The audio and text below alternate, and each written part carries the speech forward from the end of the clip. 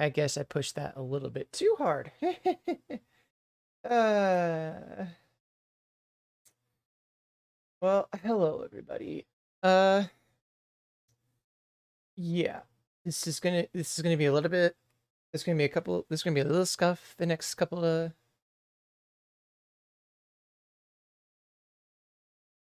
days, well, next couple of weeks, just because I'm technically streaming on an old laptop while my PC is going back in for repairs. I don't.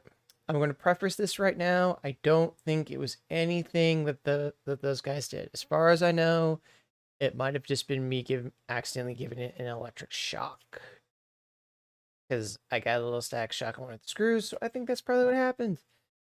Until I know more, that's what we're gonna go with. So currently on a laptop right now. Yeah, my first gaming laptop. So this is going to be a little bit interesting. And yeah, before we had a fun start, we had a little bit of a small oops. Discord notifications are going to ugly ever living. Get rid of it. I need to turn off notifications on these things.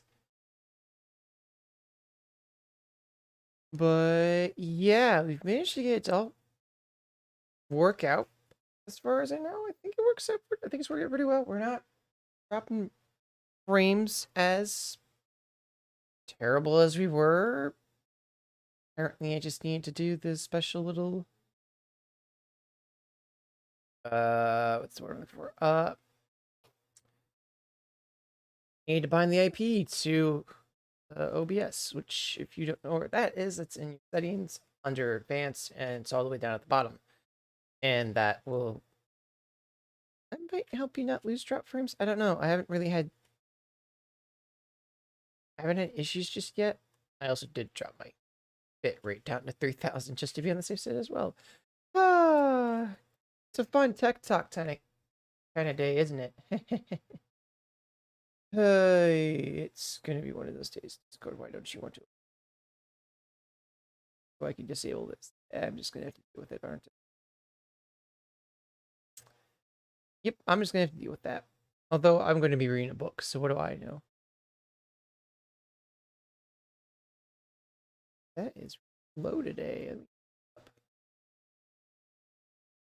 Volume control. I'm also using a I'm also using speed chat, which is gonna help me keep track of things going.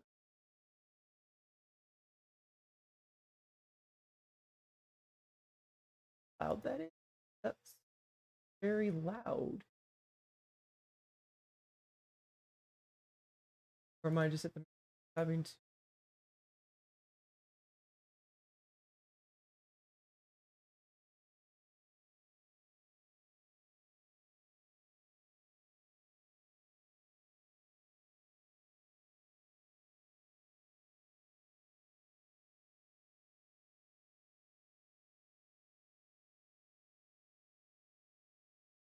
Okay, that's gonna get.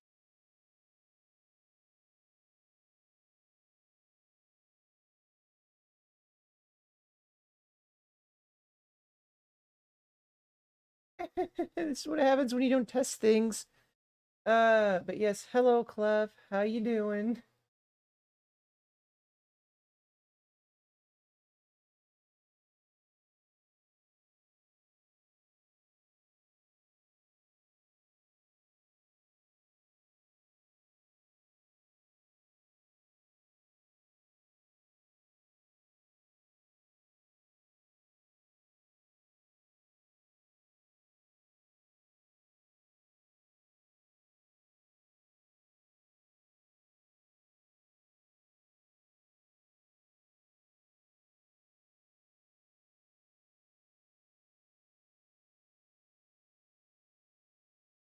That up anymore? And I pretty much boosted that. Oh no, I can just do that. I'm not playing any games right now.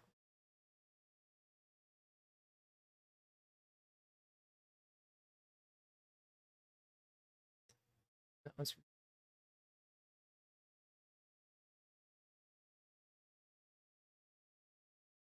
take that off. It's okay. Well, we'll just deal with that. With that. But enough about technical issues since we're dealing with stuff. Let's get to the fun reveal. The reason why most of you are here. The mysterious book that we've decided to read today. Although I probably should have. I really should have prepped for this more. This is going to be very interesting.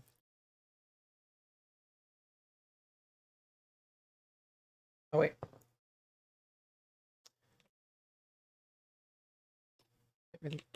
Small side tangent. Next week's streams are going to be a little weird because got a new job, which is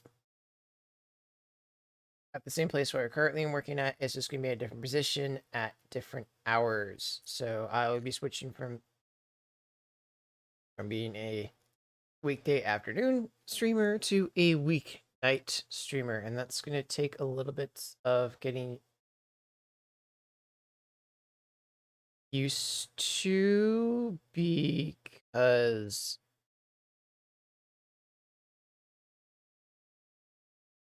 be getting some used to. So next week there might not be any streams. Although I think probably I'm going to try to squeeze in a Friday stream, and that's probably where my book reading streams are going to be from now on. It's going to be that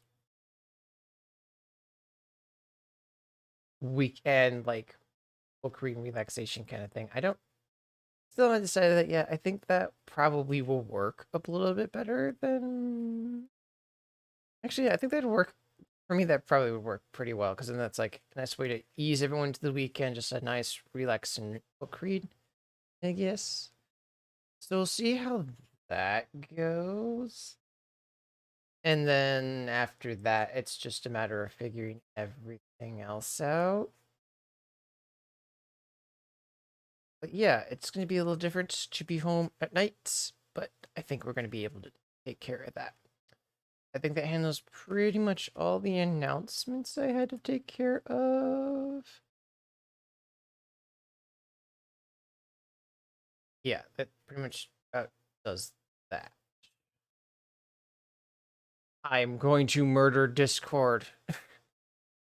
My laptop has this really dumb thing where it doesn't want to work sometimes. Well, it doesn't want to open a program, it's closed. Also, where's my mouse? Yeah, it doesn't want. Oh, now it wants to open the program. Oh, now it wants to do it. Okay, I click on the notification and it works. Okay.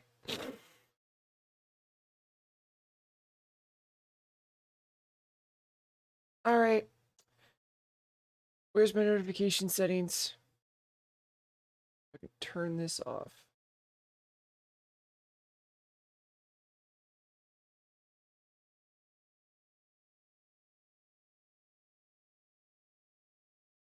And then I'll just keep the rest of those because I'm out. And then close Discord. Okay, is it done?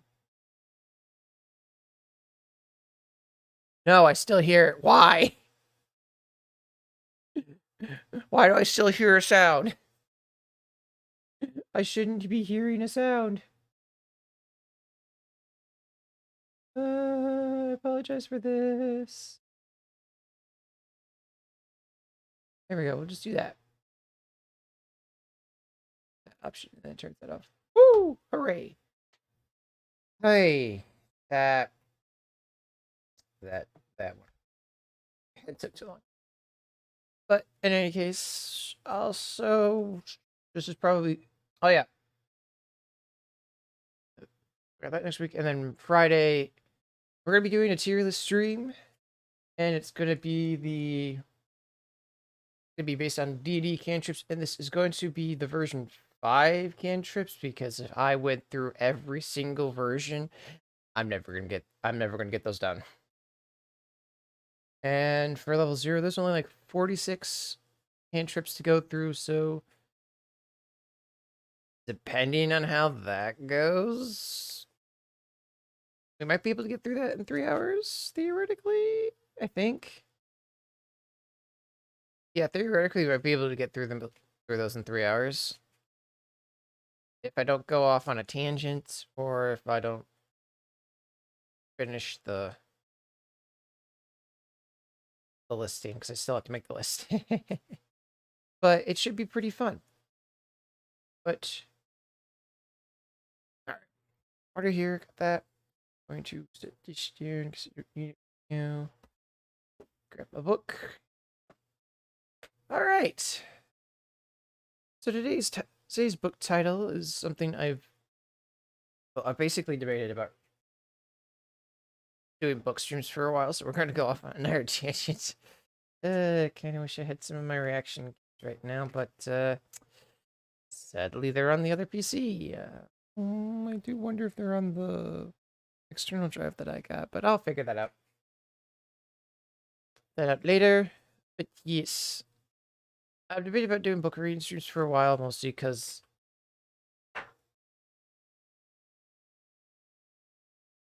as to add to the whole library and curator side of things. So that's been a thing on my mind. I think since probably like maybe the beginning or like 2 or 3 months in.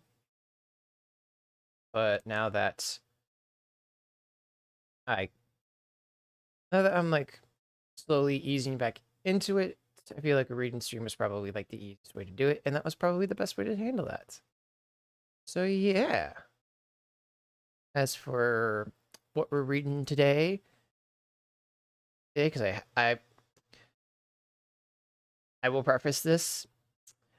Any book that I will read on stream is gonna fall to the TOS. So no Jim Butcher books here, and no other ridiculous not nonsense.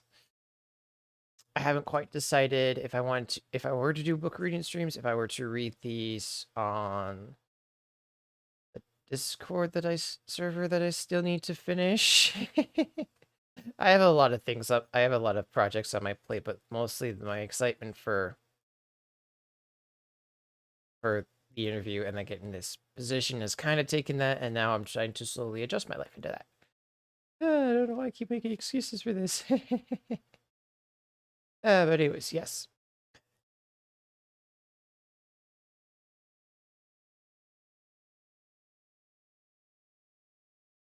Oh,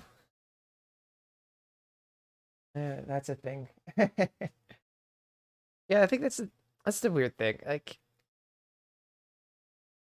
it is a weird thing, but but I believe like the book that I've chosen for today, and probably in the book series we're gonna be reading for the next little bit, and like the backup that I have, I think theoretically we should be fine, because as far as I've researched and read. Oh yeah, I should probably turn this too so I can hear my own alerts. Oh wait, no, why am I doing that? I just have to do that one. OBS, which I've already done. Oh, the alerts are gonna be crappy, aren't they? uh, yeah.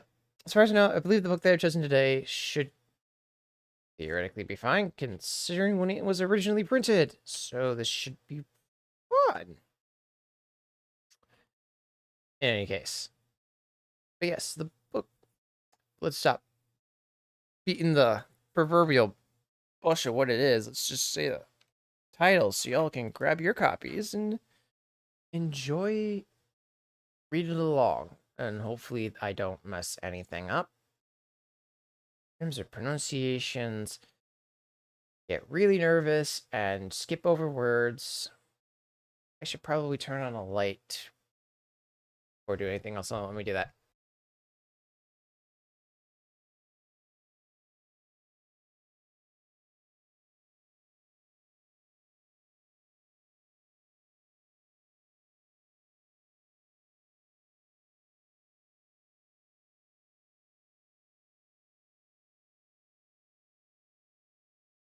All right.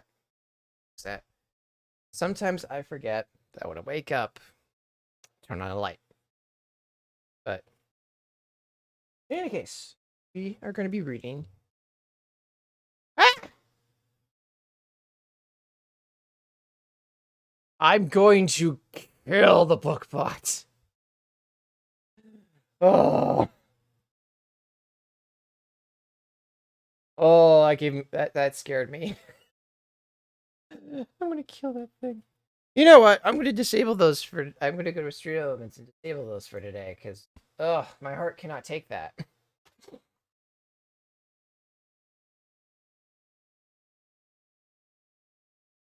Oh, my heart can't take that. Oh, speed chat, why'd you do that to me? Why you do this to me?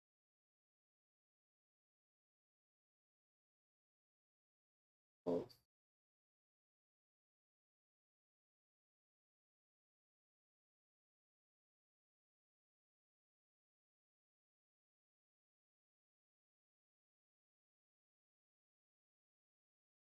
I have the speed chat website on my enabled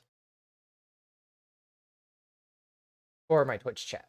I figured that would be a good way to do. That'd be a good thing to test that out today, so that way, like, because I'll be reading, my focus mainly won't be on the chat. It will mainly be on the book.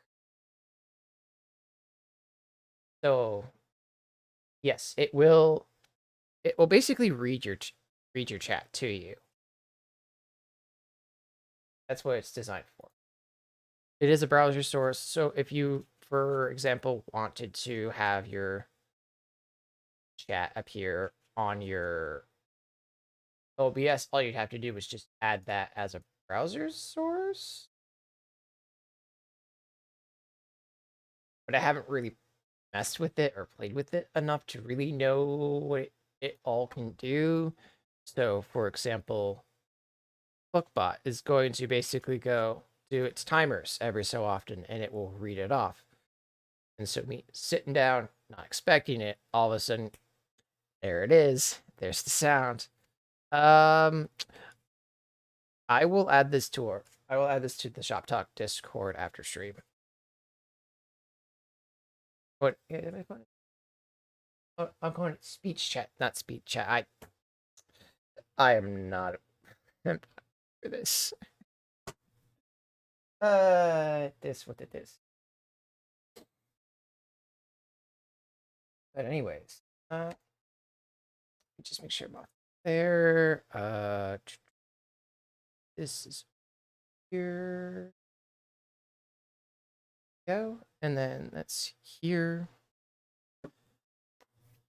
But yes, enough stalling, enough delaying the inevitable, as I like to call it, because I am totally delaying the inevitable. I am nervous. But yeah. In any case, we're going to be reading The Hobbit. And as far as I know, this shouldn't really affect anything because this is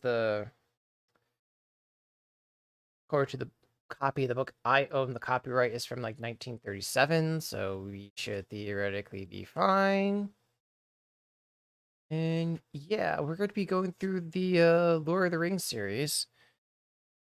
And as you can tell, as from the photo I posted on Twitter when I first found these books, let's just say that, oh geez. Asus, no, I am not doing a live update right now. Do not screen flicker and scare the ever-living shit out of me. I have enough problems already. I have enough computer issues already. I don't need another one going into the bin. Well, going into the repair shop, I don't need another one. I don't need a scare like that. But yes, we're going to be going through that. Yeah, anyways, yep, what I posted on Twitter.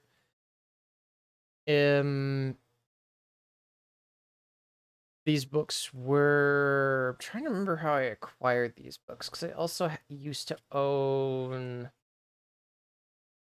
like, I think original copies of the Chronicles of Narnia, and they were all in their, like, original coverings and whatnot. So I don't remember how I inherited these books, but at the same time, I've had these since I was a kid.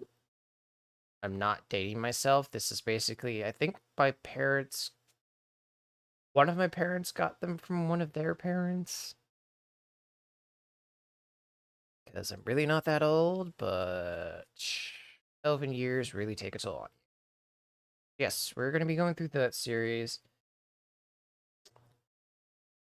Should technically be fine and all that stuff. I don't know. I did not do enough research on the whole book reading concept as far as I could tell. But I assume picking a book like that's from far, like 37 almost, but almost 100 years ago, almost. We're getting to that point, aren't we?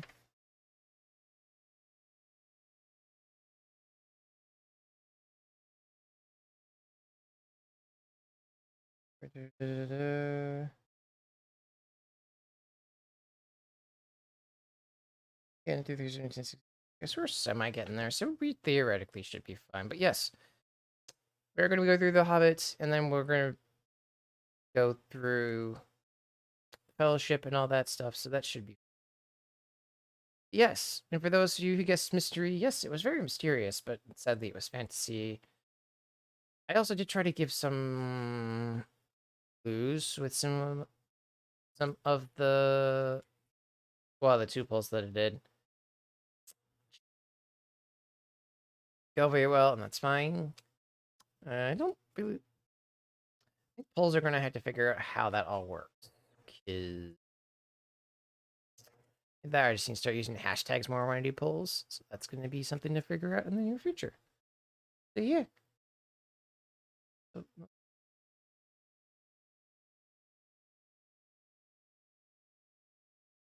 Let me.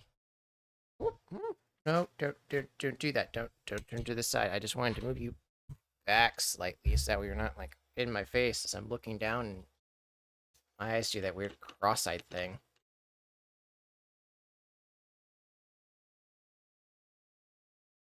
So I really just want to grab some water real quick for reading because, ooh, just really nervous.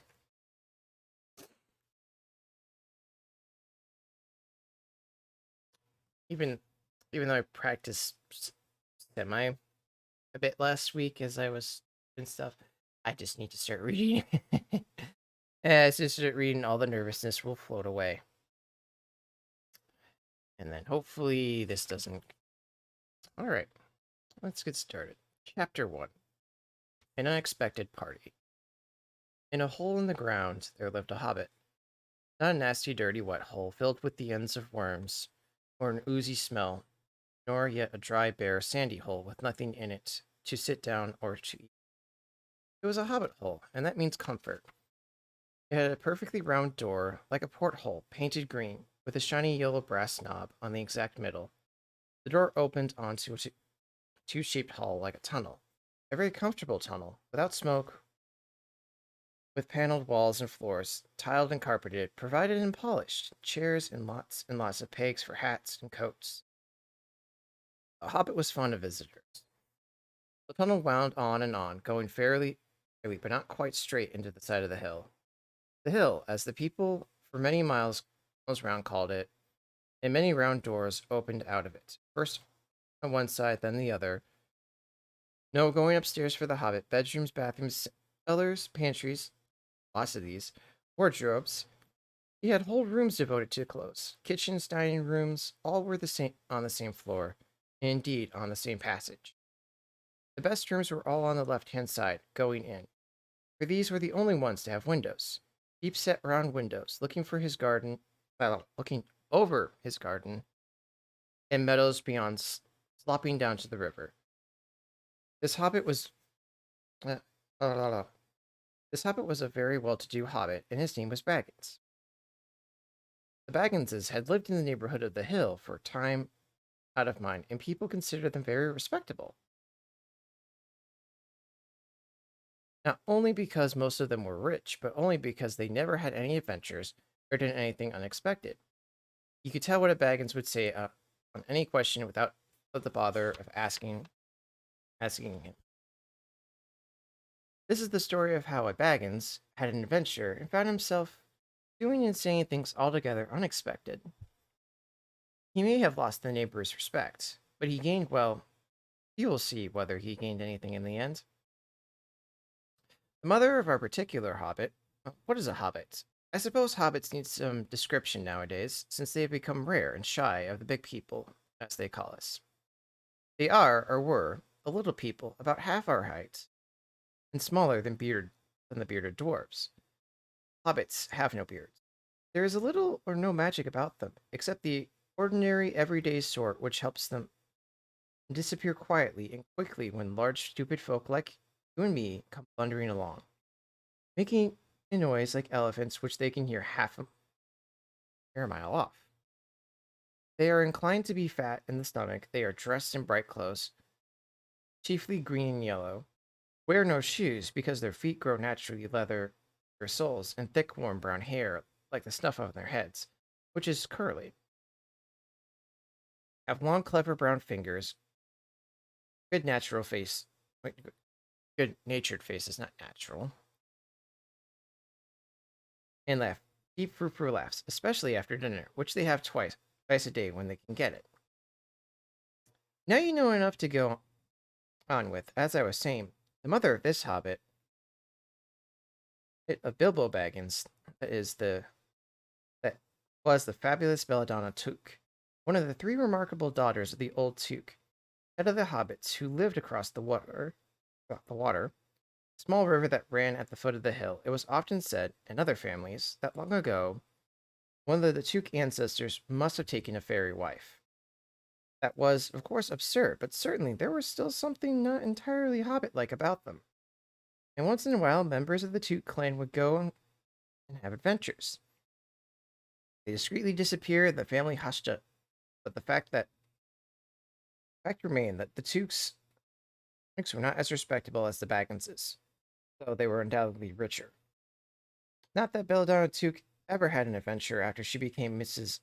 Bungo Baggins. Bungo, that was Bilbo's father, built the most luxurious hobbit hole for her, and partly with her money. And that was to be found either the hill or over the hill or across the water. There they remained to the end of their days. Still, it is probable that Bilbo, her only son, although he looked and behaved exactly like a second edition of his solid and comfortable father, got something a bit queer in his makeup from the Took side, something that only waited for a chance to come out. The chance never arrived until Bilbo Baggins was grown up, being about 50 years old or so, living in the beautiful hobbit hole built by his father, which I have just described for you, until he had in fact apparently settled down immovably. By some curious chance one morning, long ago in the quiet of the world, where there was less noise and green, and the hobbits were still numerous and prosperous, and Bilbo Baggins was standing in his door after breakfast, smoking an enormous long wooden pipe that reached nearly down to his woolly toes, neatly brushed. Gandalf came by. Gandalf. If you've ever heard only a quarter of what I have heard about him, and I have only heard very little of all that there is to hear, you would have prepared for a sort of remarkable tale. Tales and adventures sprouted up all over the place, wherever he went, in the most extraordinary fashion. He had not been down that way under the hill for ages and ages, not since his old friend old Took died. In fact, and the hobbits had almost forgotten what he looked like. He had been over the hill and across the water on business for his own, and they were all small hobbit boys and hobbit girls. All that the unsuspecting Bilbo saw this one was an old man with a staff. He had a tall pointed blue hat, a long gray coat, a silver scarf over which a white beard hung down from below his waist, and immense black boots.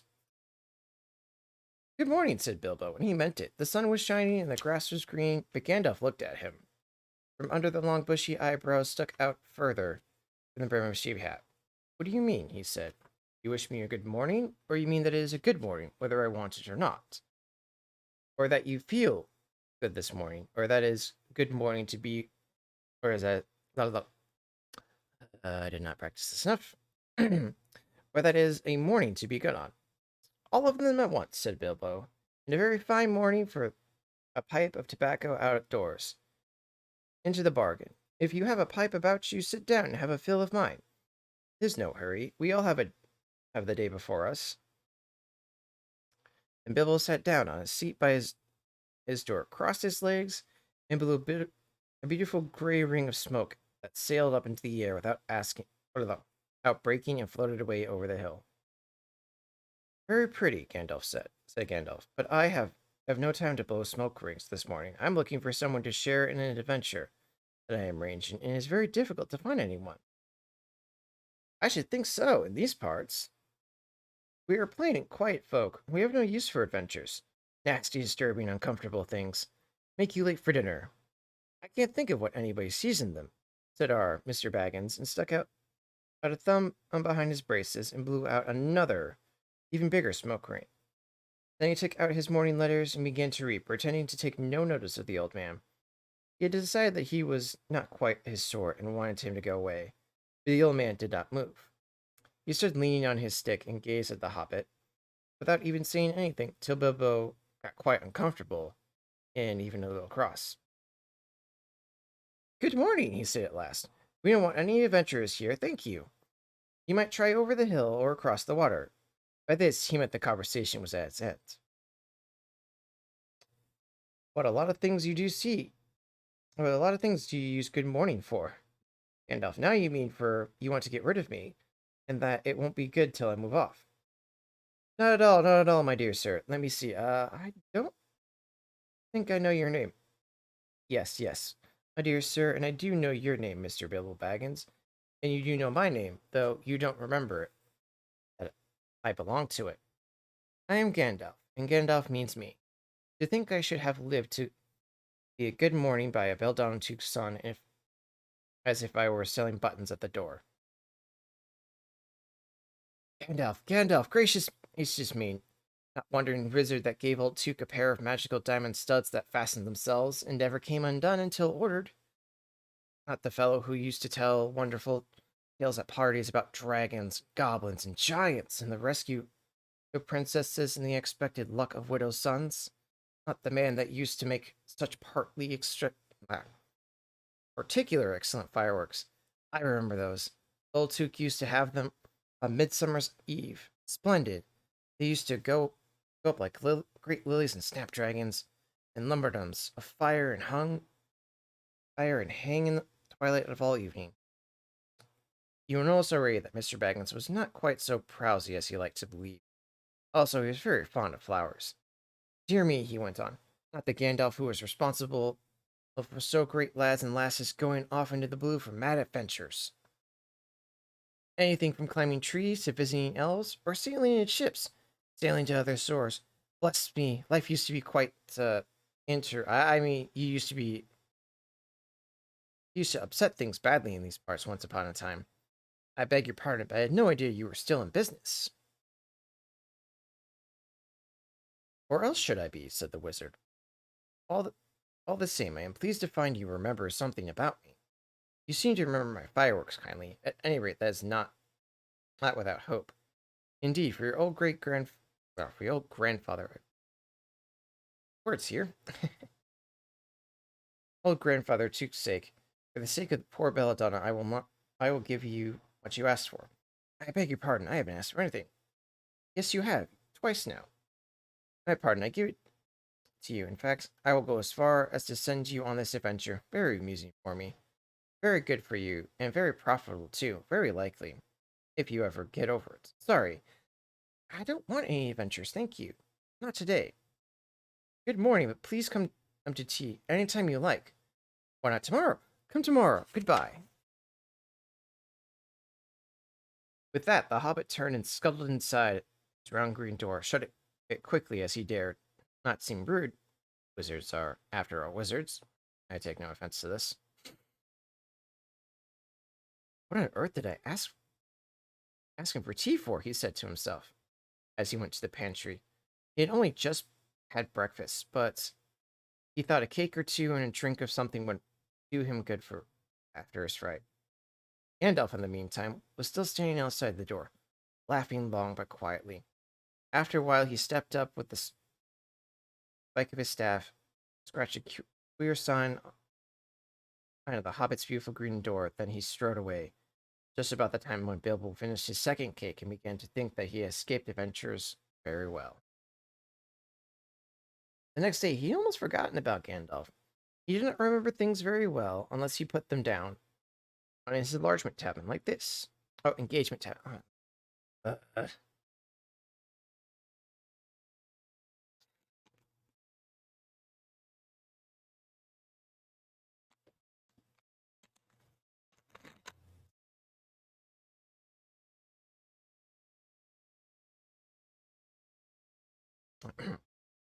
And on his engagement tab, like this. Gandalf, Tea Wednesday. Yesterday he had been too flustered to do anything of this kind. Just before tea time, there was a tremendous ring on the front doorbell. Then he remembered. He rushed and put on the kettle, and put on another cup and saucer and an extra cake or two, and ran to the door. I'm sorry to keep you waiting, he was going to say when he saw that it was not Gandalf at all. It was a dwarf, with a blue beard tucked into a golden belt and a very bright eyes under his dark green hood. As soon as the door opened, he pushed inside just as he had been expecting. He hung his hood cloak on the nearest peg, and Dwaylen at your service, he said with a bow. Bilbo Baggins at yours, he said, too surprised to ask any questions at the moment. When the silence that followed had become uncomfortably yetted, I'm just making. I'm just about to take tea and pray. Come and have some with me. A little stiff, perhaps, but he meant it kindly. Hey, what would you do if an uninvited dwarf came along, hung his things in your hall without a word of explanation? They had not been at the table long. In fact, they had hardly reached the third cake when there came another louder ring at the doorbell. Excuse me, said the hobbit and went off. Or so you've got so you have got here at last, and what he was going to say to Gandalf this time, but it was not Gandalf. Instead, there was another very old-looking dwarf at the step, with a white beard and a scarlet hood. He too hopped inside, and as soon as the door opened, just as it had been invited. I see they've begun to arrive. I've already, he said, and caught sight of Dwelin's green hood hung up. He hung his red one next to it and said, Balin, at your service. Said with his hand held at his breast. Thank you, Bilbo, said Bilbo with a gasp. It was not the correct thing to say, but they had begun to arrive. Raven flustered him badly. He liked visitors, but he liked to know them before they arrived, and preferred to ask them himself. He had a horrible thought that the cakes might run short, and that he, as the host, he knew his duty, and stuck to it, however painful he might have to go without it. Come along in and have some tea, he managed to say after taking a deep breath. A little beer would suit me better, if it is all the same to you, my good sir, said Balin, with the white beard. But I don't mind some cake. Seed cake, if you have any. Lots. Bilbo found himself answering to his own surprise, and found himself scuttling off to the cellar, to fill a pint-sized beer mug, into the pantry to fetch two beautiful round seed cakes, which he had baked that afternoon for his after-supper morsel. When he got back, Balin and Dwalin... Can I pronounce him? I'm not quite sure. I don't know why I'm making this now, since I've already said it 3 times. We're talking like old friends. As a matter of fact, they were brothers. Bill plumped down the beer and the cake in front of them when a loud ring at the door, and then another ring. Gandalf for certain this time, he thought, as he puffed along the passage. But it was not. It was 2 more dwarves, both with blue hoods, silver belts, and yellow beards. And each of them carried a bag of tools and a spade. And they hopped in as soon as the door began to open. Bilbo was hardly surprised at all. What can I do for you, my dwarves? Feely at your service, said one, and Philly, added the other. They both swept off their blue hoods and bowed. At yours and your families, replied Bilbo, remembering his manners this time. Dwalin and Balin are here already, I see. Let's join the throng. Throng, thought Mr. Baggins. I don't like the sound of that. I really must sit down for a minute and collect my wits and have a drink. He only just had a sip in the corner, while the 4 dwarves sat around the table, talked about mines and gold and troubles with goblins, deprecations of dragons, and lots of other things, which he did not understand and did not want to, for they sounded much too adventurous when the ding-a-ling-a-ling of his bell rang again, as if some naughty little hobbit boy was trying to pull the handle off. Someone at the door, he said, blinking. Some 4, I should say, by the sound, said Philly. Besides, we saw them coming along behind us in the distance. The poor little hobbit sat down in the hall and put his head in his hands, wondering what had happened, what was going to happen, and whether they were all safe for supper. And the bell rang even louder than ever. He ran to the door. It was not 4 after all, it was 5. Another dwarf came along while he was wandering in the hall. He had hardly turned the knob before they all arrived inside, and saying, At your service, one after the other, Dori, Nori, Ori, Oln, and Gloin were their names. And very soon 2 purple hoods, a gray hood and a brown hood and a white hood, were hanging in on the pegs. And off they marched with their broad hands stuck in their gold and silver belts to join the others. Already it had almost come a throng. Some called for ale, and some called for porter, and one for coffee. Coffee is something I could probably use right about now. And all of them for cakes. The hobbit was kept very busy for a while. A big jug of coffee had just been set in the hearth, and the sea cakes were gone, and the dwarfs were starting out a round of buttering scones when there came a loud knock. Not a ring, but a loud rat-tat on the hobbit's beautiful green door. Someone was banging with a stick. Bilbo rushed over along the passage, very angry and altogether bewildered and withered, wildered and bewithered. Huh, that's the first time I've seen them using a sentence like that. This was most an awkward Wednesday. Oh wow, it's Wednesday. How quite ever remembered. He pulled upon the door with a jerk, and they all fell, one on top of the other. More dwarves. 4 more! There was Gandalf behind, leaning on his staff and laughing. He made quite a dent on the beautiful door. He had also, by the way, knocked out his secret mark that he put on there meeting before. Carefully, said Ed. It's not like you, Bilbo, to keep friends waiting on the mat. And they opened door like a popgun. Let me introduce Buffer, Bolfer, Bumbor, and especially Thor. At your, at your service, said Buffer, Bolfer, and Bumbor, standing in a row. Then they hung their 2 yellow hoods and a pale green one. Also a sky blue one with a long silver tassel. This last one belonged to Thorin, an enormously important dwarf. In fact, no other than the great Thorin. Okay. Oakenshield himself. Okay, I don't know why I didn't think about that. Himself. He was not all pleased at failing flat on Bilbo's mat with Buffer, Bolfer, and Bumbor on top of him. For one thing, Bumbor was immensely fat and heavy. Thorin was very haughty and said nothing about service, but poor Mr. Baggins said he was sorry so many times that at last he grunted, "Hey, pray don't mention it," and stopped frowning. Now we're all here, said Gandalf, looking at the row of 13 hoods, best detachable party hoods, and his own hat hanging on the pegs. Quite a merry gathering. I hope there is still something left for the latecomers to eat and drink. What's that, tea? No, thank you. A little red wine, I think, for me. And for me, said Thor. And raspberry jam and apple tart, said Buford. Mince pies and cheese, said Bolfer. And pork pie and salad, said Bumber. And the cakes and ale and coffee, if you don't mind, said all the other dwarfs through the door.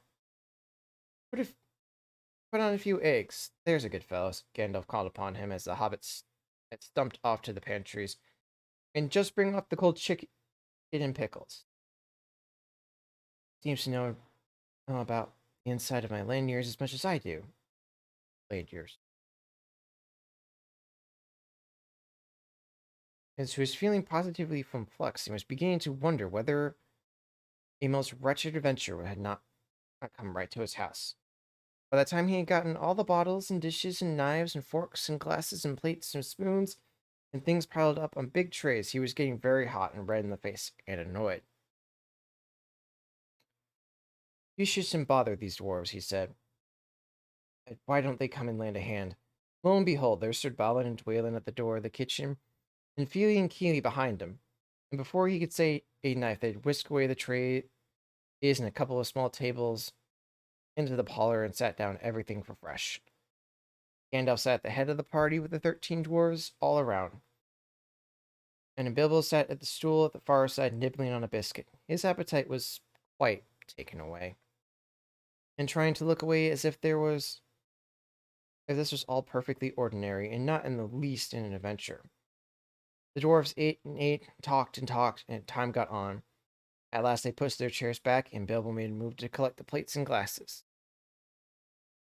I suppose you'll all stay for supper, he said in his politeless, unimpressed tones.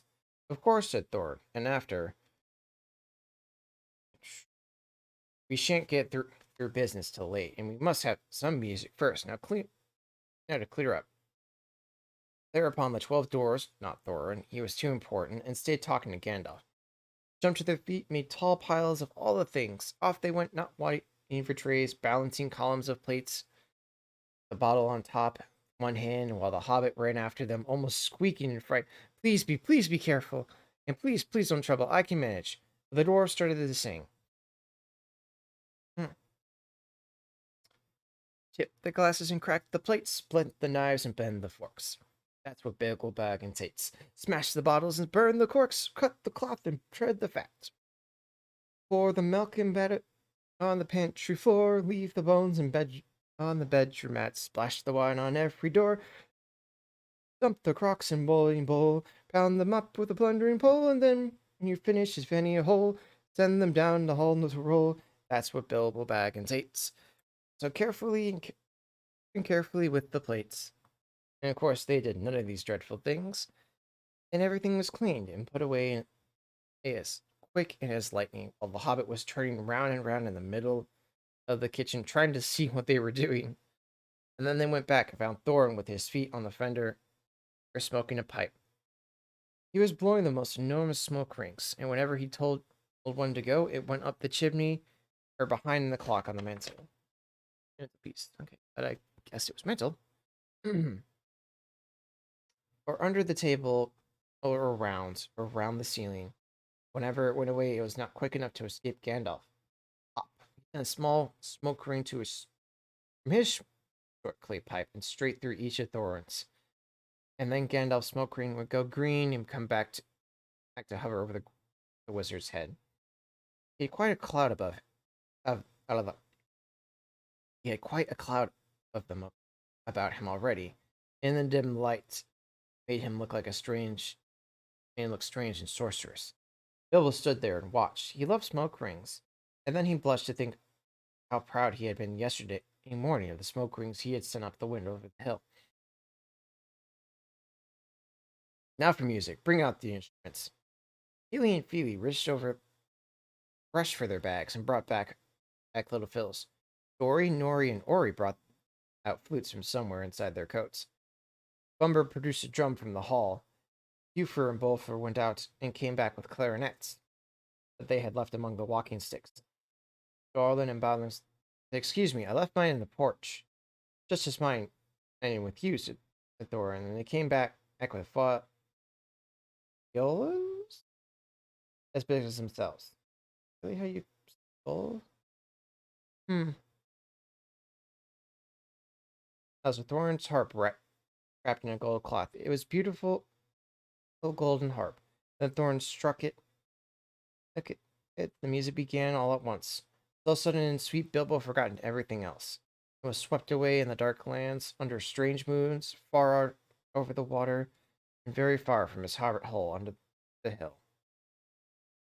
The dark came into the room, and from the little window that opened into the side of the hill, firelight flickered. It was April, and they still played on, while the shadow of Gandalf's beard wagged against the wall. Dark filled all the room, and the fire died down, and the shadows were lost. And they still played on. And suddenly, first one, then another, they began to sing as they played. Deep-throated singing of the doors, in the beginning of places, their ancient homes.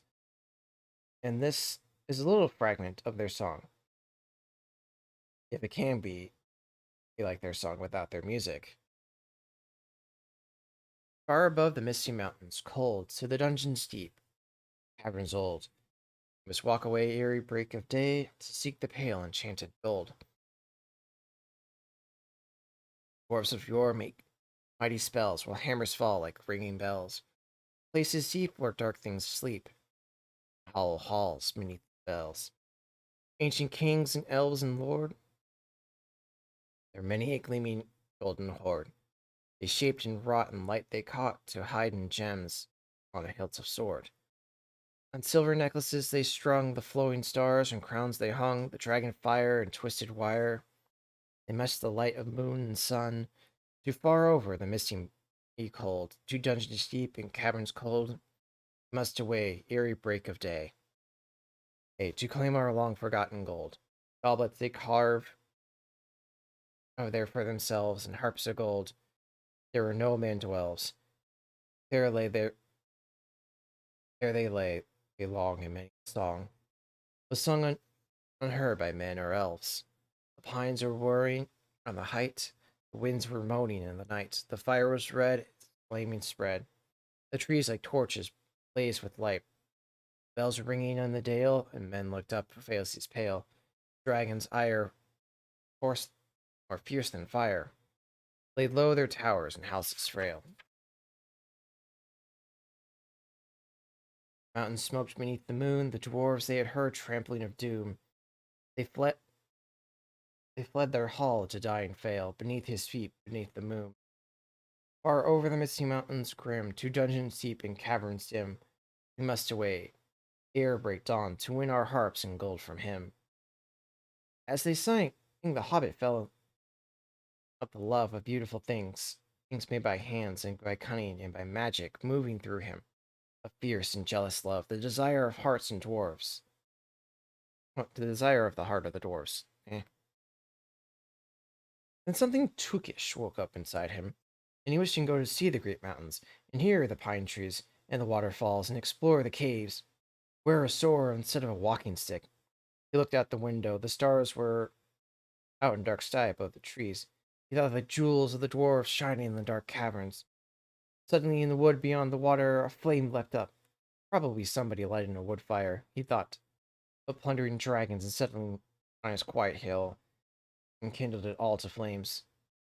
He shuddered, and very quickly he was playing Mr. Baggins of Bag End, Underhill again. He got up trembling. He had less than half a mind to fetch a lamp, and more than half a mind to pretend to go and hide beneath the beer barrels in the cellar and not come out again till the dwarfs had gone away. Suddenly he found that the music and singing had stopped, and they were all looking at him with eyes shining dark. "Where are you going?" said Thor, in a tone that seemed to show that he guessed about halves of the hobbit's mind. "What about a little light?" "We like the dark," said the dwarfs. "Dark for dark business."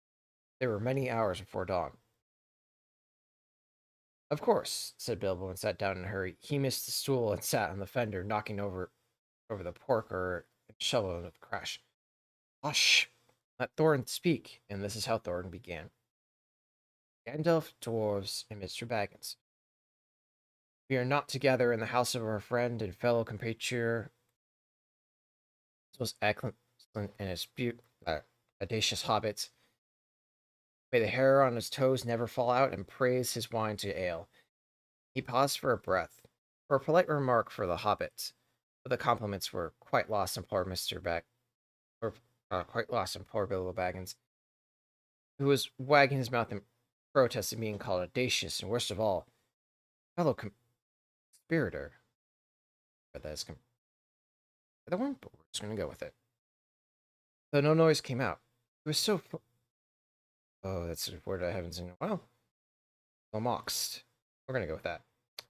But Thorin went on. "We are to meet and discuss our plans, our ways, means, policy, and devices. We will soon, before the break of dawn, set out on a long journey, a journey for which some of us, or perhaps all of us, except our friend and counselor, the ingenious wizard Gandalf, may never return. It is a solemn moment. Our objective, I take it, well known to us all, to the stable Mr. Baggins, and perhaps one or two of the younger dwarves. I think I should be right in naming Healy and Feely, for instance. The exact situation and moments may require a little bit of explanation." This was Thorin's style. He was a very important dwarf. If he had been allowed, he would have probably have gone like this until he was out of breath, without telling anyone there anything that was not known already. But he was rudely interrupted. Poor Bilbo couldn't bear it any longer. "That may never return." He began to feel a shriek coming up inside him, and very soon it burst out like a whistle in the engine coming out of a tunnel. All the dwarfs sprang up, knocking over the table. Gandalf struck a blue light at the end of his magic staff. In its firework glare, the poor little hobbit could be seen kneeling under the hearthrug, shaking like a jelly that was melting. Then he fell to the floor and kept calling out, struck by lightning, over and over again. That was all they could get out of him for a long time. So they took him and laid him out of the way on the drawing room sofa. With a drink on his elbow, they went back to business. Excitable little fellow, they sat down again. "It's funny, queer fits, but he is one of the best. As fierce as a dragon in a pinch. If you've ever seen a dragon in a pinch, you will realize that this was only poetical exaggeration applied to any hobbit. Even to old Tuke's great granducial bull roarer. Oh, that's a bull roarer. who was so huge for a hobbit that he could ride a horse. He charged the ranks of many goblins of Mount Graham in the Battle of the Green Fields, knocked over the King Gumble's head clean off with a wooden club, sailed hundreds of yards through the air and went down with a rabbit hole. And in this way, the battle was won, and the game of golf was invented at that same moment. That was an interesting tangent. In the meanwhile, however, Bulwer's gentle oldest son was reviving in the drawing room. After a while and a drink, he crept nervously to the door of the parlor. This is what he heard Goran speak, or some sort, more or less like this. Will he do you think? It is very well, Gandalf, to talk about this hobbit being fierce. For one streak like this, in the moment of excitement, if the kill would be enough to wake the dragon and all of his relatives and kill the lot of us. I think it sounded more like a fright than excitement. In fact, if it had not been in the sign of the door, I should have been sure we had come to the wrong house. As soon as I kept eyes on the little fellow bobbing and puffing on the mat, I had my doubts. He looks more like a grocer than a burglar. Then Mr. Baggins turned the handle and went in. The too excited I had won. He had suddenly felt he would go without little bed and breakfast to be fierce. As for the little bobbing in the mat, it almost made him really fierce. Many a time afterwards, the Baggins part regretted what he had done now. And he said to himself, Bilbo, you were a fool. You walked right in and put your foot in it. Pardon me, he said. If I have overheard what you were saying, I don't pretend to understand what you're talking about, or your reference to burglars, but I think I am right in believing this is what he called being in his dignity, that you think I am no good, or think I am no good. I will show you I have no signs on my door. It was painted a week ago, and I am quite sure that you've come to the wrong house. As soon as I saw your funny faces through the doorstep, I had my doubts, but treat it as the right one. Tell me what you want done, and I will try it. If I had to walk from here to the east of East and fight the wild werewolves, those are beasts that I never want to encounter ever again. In the Lost Desert, I had a great Ducer once. World War II. Yes, but that was long ago, said Glowing. I was talking about you, and I assure you there is no mark on this door. Oh, there is a mark on this door. The usual one in the trade, or used to be. Burglar wants to do a good job, plenty of excitement and reasonable reward. That is how it's usually read. You can say expert treasure hunter instead of burglar if you like. Some of them do. It's all the same to us. Gandalf told us that there was a man of sorts in these parts looking for a job at once, and then he arranged for a meeting in this place, Wednesday tea time. Of course there is a mark. I put it there myself, for a very good reason. Oh, of course there's a mark, said Gandalf. I put it there myself, for very good reasons. You asked me to find the 14th man for your expedition, and I chose Mr. Baggins. Just let anyone say I chose the wrong man or the wrong house, and you can stop at 13 and have all the bad luck you like. Or go back to digging coal. He scowled so angrily at Glowing that the dwarf huddled back in his chair, and when Bilbo tried to open his mouth to ask a question, he turned and frowned at him and struck out his bushy eyebrows till Bilbo shut his mouth tight with a snap. That's right.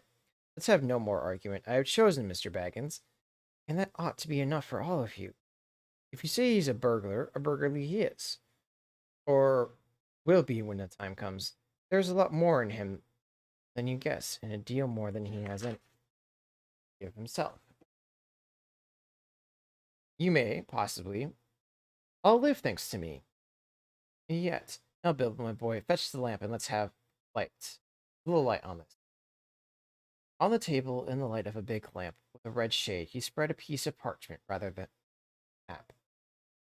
This was made by Thorir, your grandfather Thorin. He had said in answering to the dwarf's excited questions, is it plant mountain? I don't see that this will help much, said Thorin, disappointed and aggressive. I remember the mountain well enough and the lands about it, and I know where Mirkwood is, and the withered heath where the great dragons bred. There's a dragon marked on the red on the mountain, said Balaam, but it will be easy enough to find him without that, if we ever arrive there. There is one point I haven't noticed, said the wizard, and that is the secret entrance. You see the ruin on the west side, on the hand pointing from the other ruins? That marks the hidden passage to the lower halls. It may have been secret once, said Thor, but how do we know that this is a secret any longer? Old Schmog has lived there long enough to find out anything there is to live about the escapes. He may, but he hasn't used it for years and years. Why? Because it is too small. 5 feet high door and three may walk abreast, said the ruins. But Smog could not creep into a hole that size, not even when he was a young dragon. Certainly not after devouring so many of the dwarves and men of Dale. It seems a great big hole to me, squeaked Bilbo, had no experiences with dragons and only hobbit holes. He was getting excited and interested again so that he forgot to keep his mouth shut. He loved maps, and in his hall there was a huge one on the countryside with all his favorite walks marked in red ink. How could such a large door be kept secret from anybody outside, apart from a dragon? He asked. He was only a little hobbit, you must remember. In a lot of ways, said Gandalf. But in what way this one has been hidden, we do not know without going to see. What it says in the map, I should guess there is a closed door, which has made it look exactly like the side of the mountain. That's usually the dwarf method. I think that's right, isn't it? Quite right, said Thorin. Also, went on Gandalf, I forgot to mention with this map. I forgot to mention that with the map, when a small and curious key, here it is. He said, handing to Thorin a key with a long barrel and indicated wards. Intrinsic wards. Made of silk, keep it safe.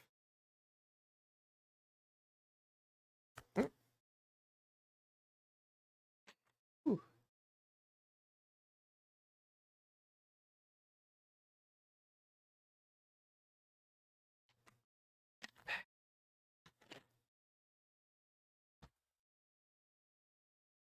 All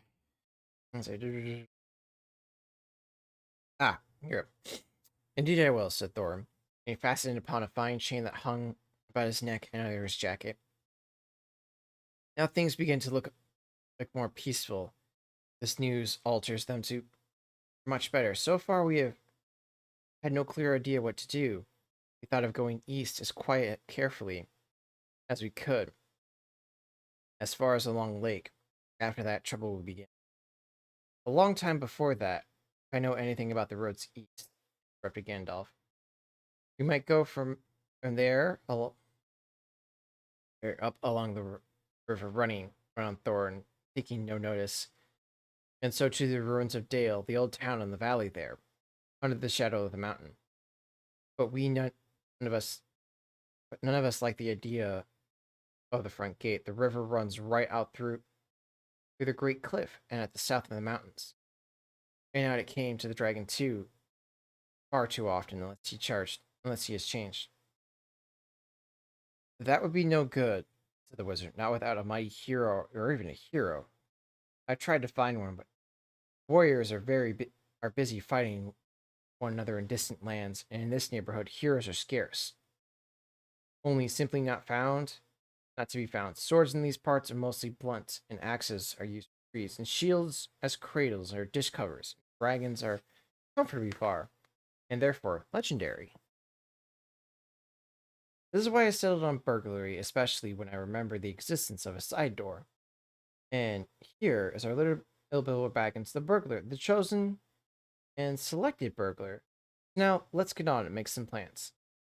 Very well. Supposing the burglar expert gives us ideas and suggestions, he turned to mock politeness to Bilbo. First, I would like to know a little bit more about things, said he, feeling all confused and a bit shaky inside, but so far still tookishly determined to go on with things. I mean, about the gold and the dragon, and all that, how it got there, who belongs to, so on and further. Bless me, said Thorin. Haven't you got a map? And didn't you hear our song? And haven't we been talking about this for hours?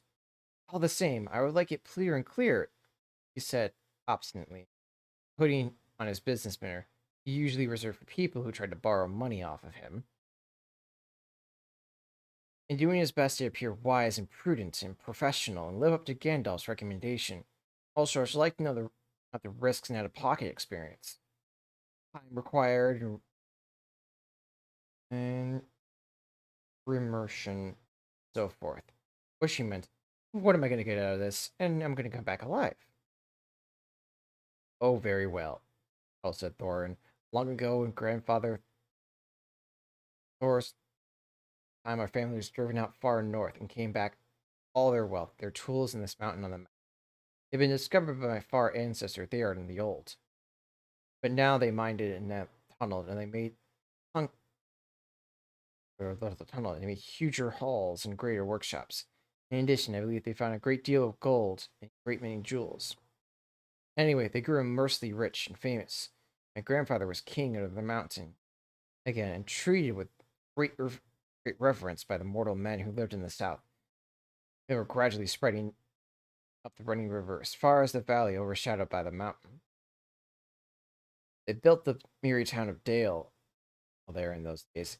Kings used to send for our smiths, and rewarded even for the greatest, least skill, most wishful.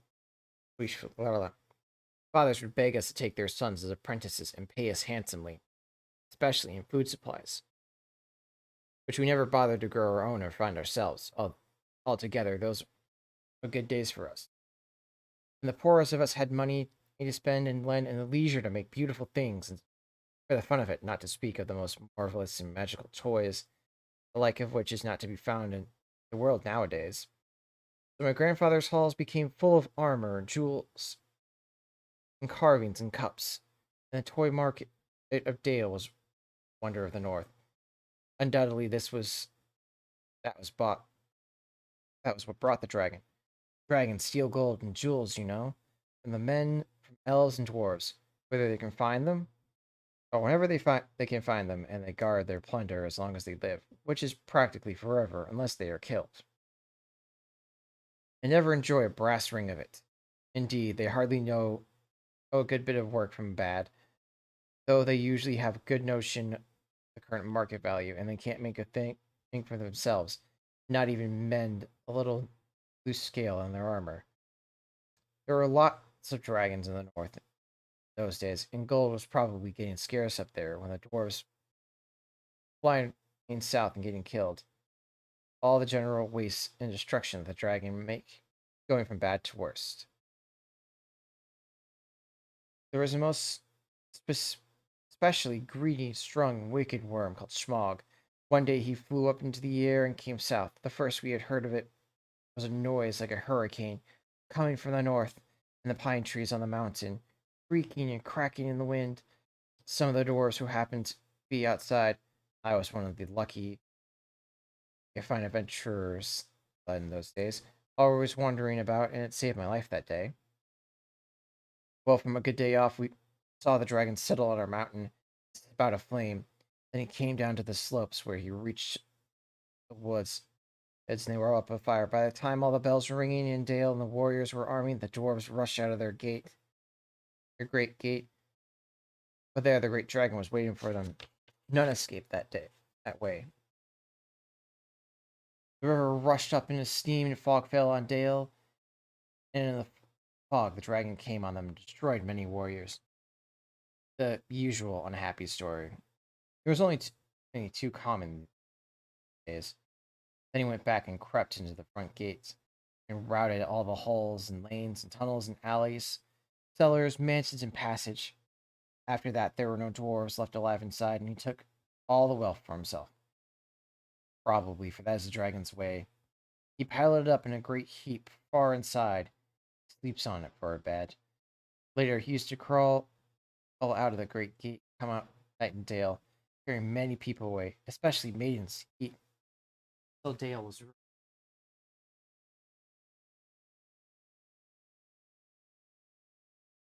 that's just It was ruined and all the people are dead or gone. Those are now, I don't know for certain. But I don't suppose anyone lives near to the mountain, far edge of the long lake nowadays. The few of us that were left well outside sat and wept in hiding and cursed Smog. There was unexpectedly joined we were unexpectedly joined by my father and my grandfather, singed beards. They looked very grim and they said very little. When I asked how they got away, they told me to hold my tongue and said that one day in proper time I should know. And after that we went away, and we have to earn our livings as best as we could. It could up and down the lands, and and often up sinking as low as blacksmith work or even coal mining. But we've never forgotten our stolen treasure. Even then, when I allow, we have a good bit laid by and are not so badly off. Here, Thorin stroked the gold chain around his neck. We still mean to get it back and bring our curses home to Smog if we can. I have often wondered about my father and grandfather's escape. I see now they must have had a private side which they only knew about, but apparently they made a map. I should like to know how Gandalf got a hold of it and why it did not come to mind. That could be the rightful heir. I did not get a hold of it. I was given it. Your grandfather Thor was killed, do you remember? In the mines of Moria by Osgog the Goblin. Curse his name, yes. And Theron, your father, went away on the 21st of April, 100 years ago, last Thursday. He has never seen by you since. True, true, said Thorin. Well, your father gave this to me. Well, your father gave me this to give to you, and if I have chosen my own time and way of handling it over, you can hardly blame me, considering the trouble I had to find you. Your father could not remember his own name when he gave me the paper, and he never told me yours. On the whole, I think I ought to be praised and thanked. Here it is, he said, handing the map to Thorin. I don't understand. Thorin and Bilbo felt the same. He would have liked to say the same thing. The explanation did not seem to explain. Your grandfather, said the wizard slowly and grimly, gave them out to his son for safety before he went to the mines of Moria. Your father went away to try his luck with the map after your grandfather was killed, and lots of adventures of the most unpleasant sort he had. But he never got near the mountain. How he got there, I do not know, but I found him a prisoner in the dungeons of the necromancer. Whatever were you doing there? Asked Thorin with all the doors, sir. Never you mind. I was finding things out as usual. A nasty business it was. Even I, Gandalf, only escaped. I tried to save your father, but it was too late. He was witless and wandering, and forgotten almost everything except for the map and the key. We have a long time paid the goblins of Moria. We must give thought of the necromancer. Don't be a sir. He is an enemy quite beyond the powers of dwarves put together. If they all could be collected again, four corners of the world, the one thing your father wished was for his son to read the map and use the key. The dragon and the mountain are more bigger enough tasks for you. Hear, hear, said Bilbo, and accidentally said it out loud. Hear what?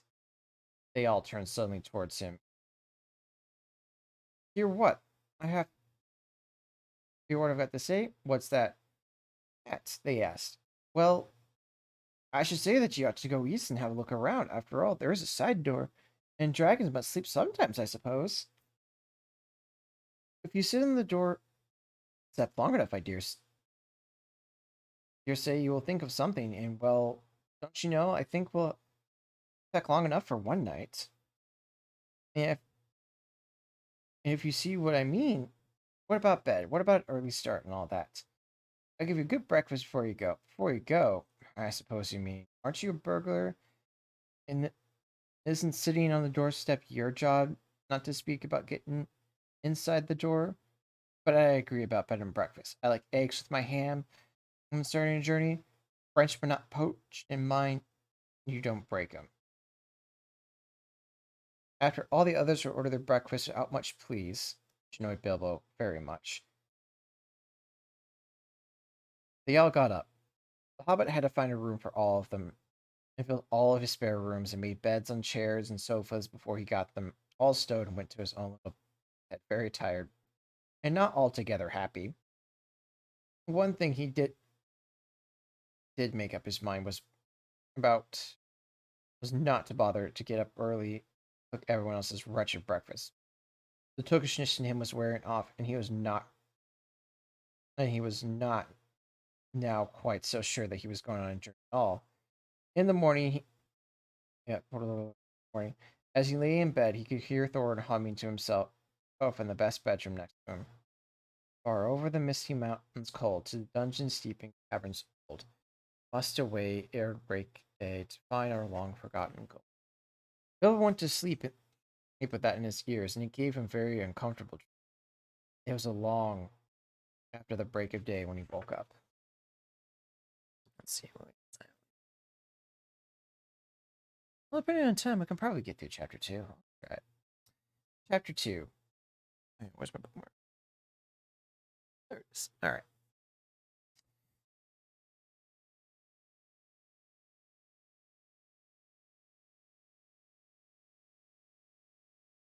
Chapter 2. Roast Mountain.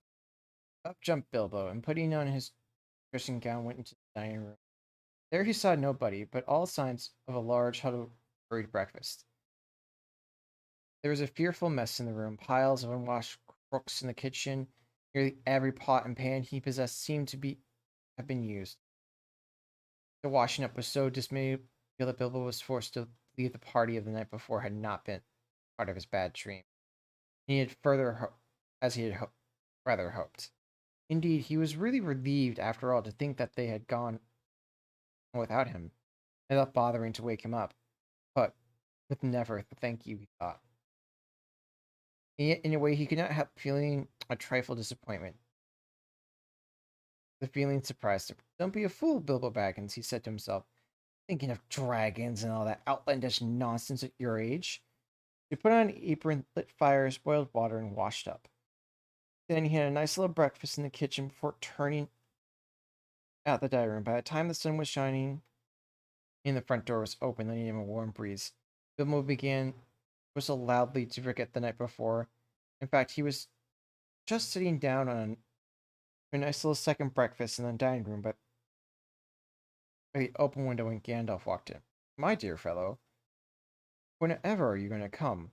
What about an early start? And here you are having breakfast, or whatever you call it. At 10:30. They all left you a message because they could not wait. What message? Said poor Bill. Said poor Mr. Baggins, all in a fluster. Great elephant, said Gandalf. You are not all yourself this morning. You have not dusted the mantelpiece. What's this got to do with it? I've had enough to do with washing up for 14. If you had dusted the mantelpiece, you would have found this under the crook, said Gandalf, handing Bilbo a note. Written, of course, on his own notepaper. That's what he read. And this is what he read. Thorin and company to build a burglar big. Burglar Bilbo. Greeting. For your hospitality, our sincerest thanks. And for a professional assistance and our greatest assessments. Terms on cash delivery up to and exceeding to 1/14 of total profits, if any. All traveling expenses guaranteed. And funeral expenses to be defrayed by us or not by representations, if the occasion arises or the matter is not otherwise arranged. Thinking it unnecessary to disturb your received repose, we proceeded in advance to make requisite preparations, and shall wait your respective person at the Green Dragon Inn, Baywater, at 11 a.m. sharp, trusting that you will be punctual. We have the honor to remain yours deeply, Thorin and Company. That just leaves you 10 minutes. You'll have to run, but no time for that either. Off you go. At the end of his days, Bilbo could never remember how he found himself outside with a hat, a walking stick, or any money, or anything that he usually took when he went out. leaving his second breakfast half finished and quite unwashed, pushing his keys into Gandalf's hand and running as fast as he furry feet could down the lane, past the mill and across the water, and then in for a mile or more. Very puffed as he was, when he got to Baywater just on the stroke of 11, he found he had come without a pocket handkerchief. "Bravo," said Balin, who was standing at the door then looking out for him, just when all the others came around the corner from the road. They were on ponies, and each pony was slung all kinds of baggage, his packages, parcels, and paraphernalia. Is that really how that is spelled? Huh. Paraphernalia. There was a very small pony, apparently for Bilbo. "Up you two get, and off we go. I'm awfully sorry, but I've come without and I've got little and I've left my pocket handkerchief behind and I haven't any money. I didn't get your note till after like 10:45 to be precise." "Don't be precise," said Dwayne. "Don't worry. We'll have to manage without pocket handkerchiefs and good many other things before you get to the journey's end. As for the hat, I got a spare hood and cloak for you in my luggage." And that's how they all came to start, jogging off from the inn one fine morning just before May. Wow, this is really hitting home. The fact that it's May and it's also Wednesday, and the book started on a Wednesday, and now I'm reading it on Wednesday. That's great. Unladen ponies, and Bilbo was wearing a dark green hood, a little weather stained, and a dark green cloak borrowed from Dwaylen. They were too large for him, and he looked rather comic. What his father Bungo, what his father Bongo would have thought of him, I dare think. His only comfort was that he couldn't be mistaken for a dwarf, because he had no beard. They had not been ridden for very long when they came up on Gandalf, very splendid on a white horse. He brought a lot of pocket handkerchiefs and Bilbo's pipe and tobacco. So after that, the party went along and very merrily, and they told stories or sang songs as they rode forward all day, except of course when they stopped for meals. This didn't come quite as often as Bilbo would have liked, but still, he began to feel that the adventures were not so bad after all.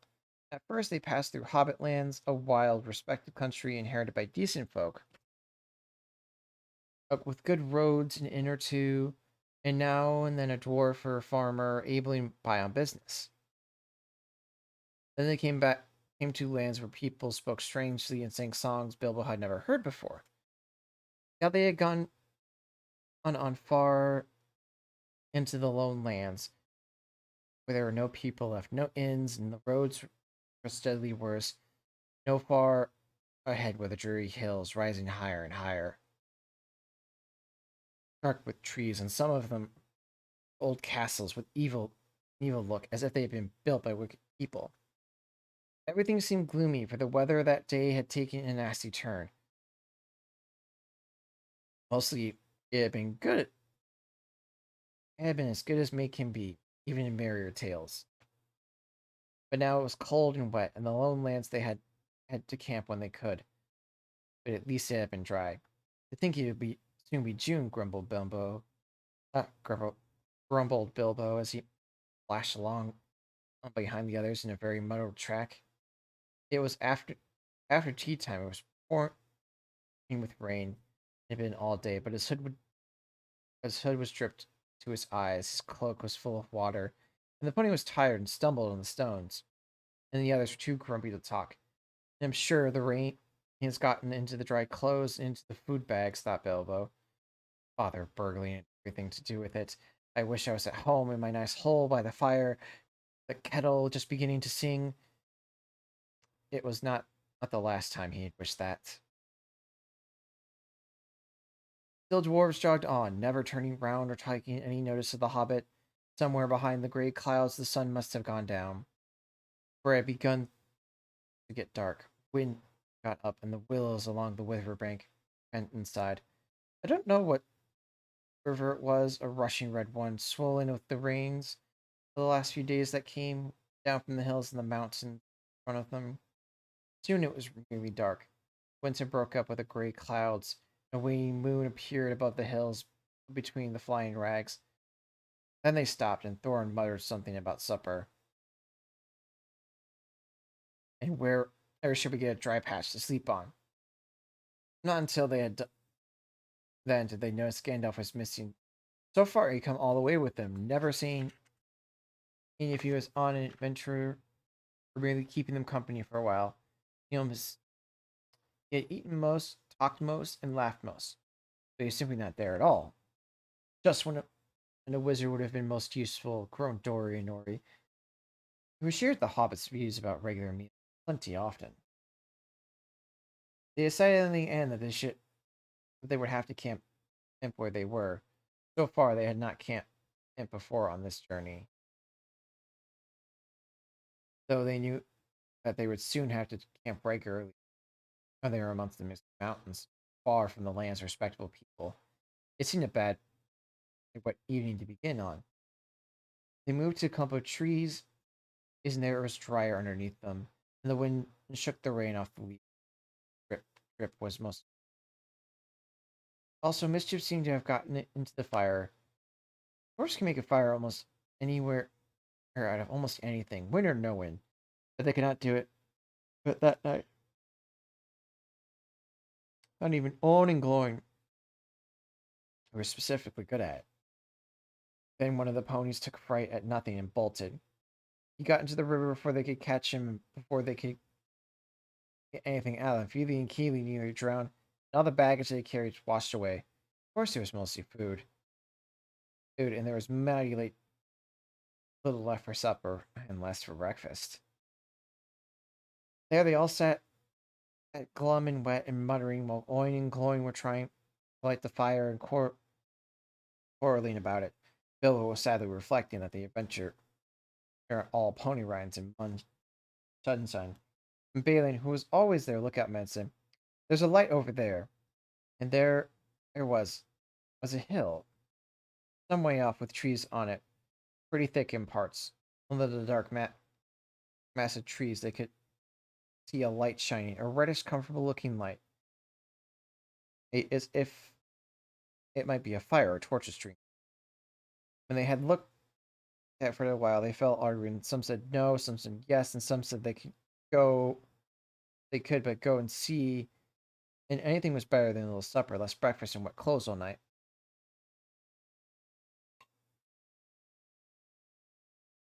Others said these parts are not well known too near the mountains. Travelers suddenly come this way now. The old maps are no use. Things have changed for the worse, and the road is unguarded.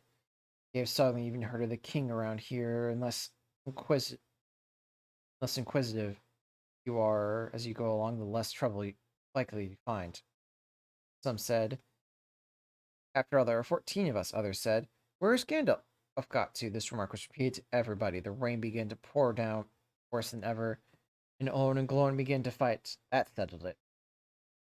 "After all, we got a burglar with us," they said, and so they made off leading their ponies, with all due proper caution, in the direction of the light. They came down to the hill, and were soon in the wood. Up on the hill they went, but soon there were no proper path to be seen, such as they might lead to a house or farm, or do what they could to lead a rustling, crackling, creaking, and a good deal of grumbling and grating as they went through the trees pitch dark. Suddenly the red light shone out very bright through the tree trunks, not far ahead. "Now it is the burglar's turn," said, meaning Bilbo. "You must go and find out find all you must go and find out all about that light, and what it is for, and if perfectly safe from canny," Thorin said to the hobbit. "Now scuttle off and come back quick if it all is well. If not, come back if you can. If you can't, hoot twice like a barn owl. Oh, and once like a green owl. We do what we can." Off Bilbo had to go, but before he could explain that he got hoot even once like any kind of owl, or more fly like a bat. But at any rate, hobbits can move quickly in the woods, absolutely quietly. They took pride in it, and Bilbo had sniffed more had sniffed more than one. he called all this dwarvish racket as he went along.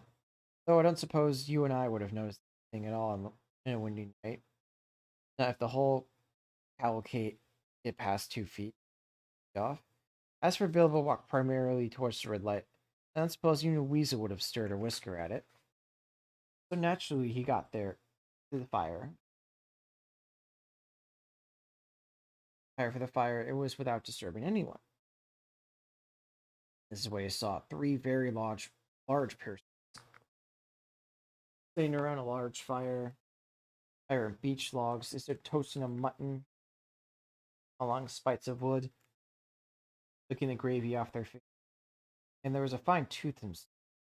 Also, there was a barrel of good drinks at hand, and there were tugs, but they were trolls. Obviously trolls. Even Bilbo, in spite of his sheltered life, could see that. From their great heavy faces, one of them, their size, and the shape of their legs, not to mention their language, which is not drawing room fashion at all. At all. Mutton yesterday, mutton today, and blimey if it didn't look like mutton again tomorrow. Martyrs who were not even blinking a bit of man flesh have we had for long enough. Said another. What ailed William was thinking to bring us to these parts. It all beats me, and the drink running short was more the jogging at the elbow of William. Taking a pill of his chug. William choked. Shut your mouth, he said as soon as he could. You can't expect folk to stop up here. Here forever. Just be. Oh, I should have read this better. Be it by you and Bert. You've hit the village and half of it's between your. Since we came down from the mountains, how much more do you want? And time's been on our way. You just have to think your bill for a nice bit of fat valley mutton and all this. Takes a bite out of the sheep's leg he was toasting, wipes his lips off his sleeve. Yes, I'm afraid trolls do behave like that, even with one hit each. After hearing all this, Bilbo ought to have done something at once. Either he should have come back quietly to warn his friends that they were 3-sized trolls, and then asked me to quietly, likely, try towards the dwarf or a pony, for a change, or else should have gone back that quick burgling. A really first-class and legendary burglar would at this point have picked trolls' pockets. It's not nearly always worthwhile, even if you manage it. Pinched the very mutton off their spits, prelude the beer, and walked off without their noticing. Others more practical, heck, but less professional pride would have perhaps struck a dagger into each of them before they observed. Then the night would have been spent cheerfully. Bilbo knew it. He had read a good many things he had never done. He had very much alarmed, as well as disgusted. He wished himself 100 miles away, and yet, somehow, he could not go straight back to Thorin and company empty-handed. So he stood and hesitated in the shadows. Out of various burglarious proceedings, he had heard picking a troll's pocket seemed less difficult. So, at least he crept behind a tree behind William. Birch and Tom went off to the barrel, and William was having another drink. Then Bilbo plucked up the courage and put his hand in William's enormous pocket, and there was a purse, big enough, as big as a bag to Bilbo. Ha! He thought, warming to his new woke as he lifted it. Now this is a beginning. It was. The church purses are mischievous, and there was no exception. Or are you? It squeaked. Because had left the pocket. And William turned round once and grabbed Bilbo by the neck before he could duck under the tree. Fly me, Bert! Look what I copied! Pooped, said William. What is it? Said the others, coming up. Blimey, if you, I knows what you are. Bilbo Baggins, I be a hobbit, said poor Bilbo, shaking all over, wondering how to make owl noises before they throttled him.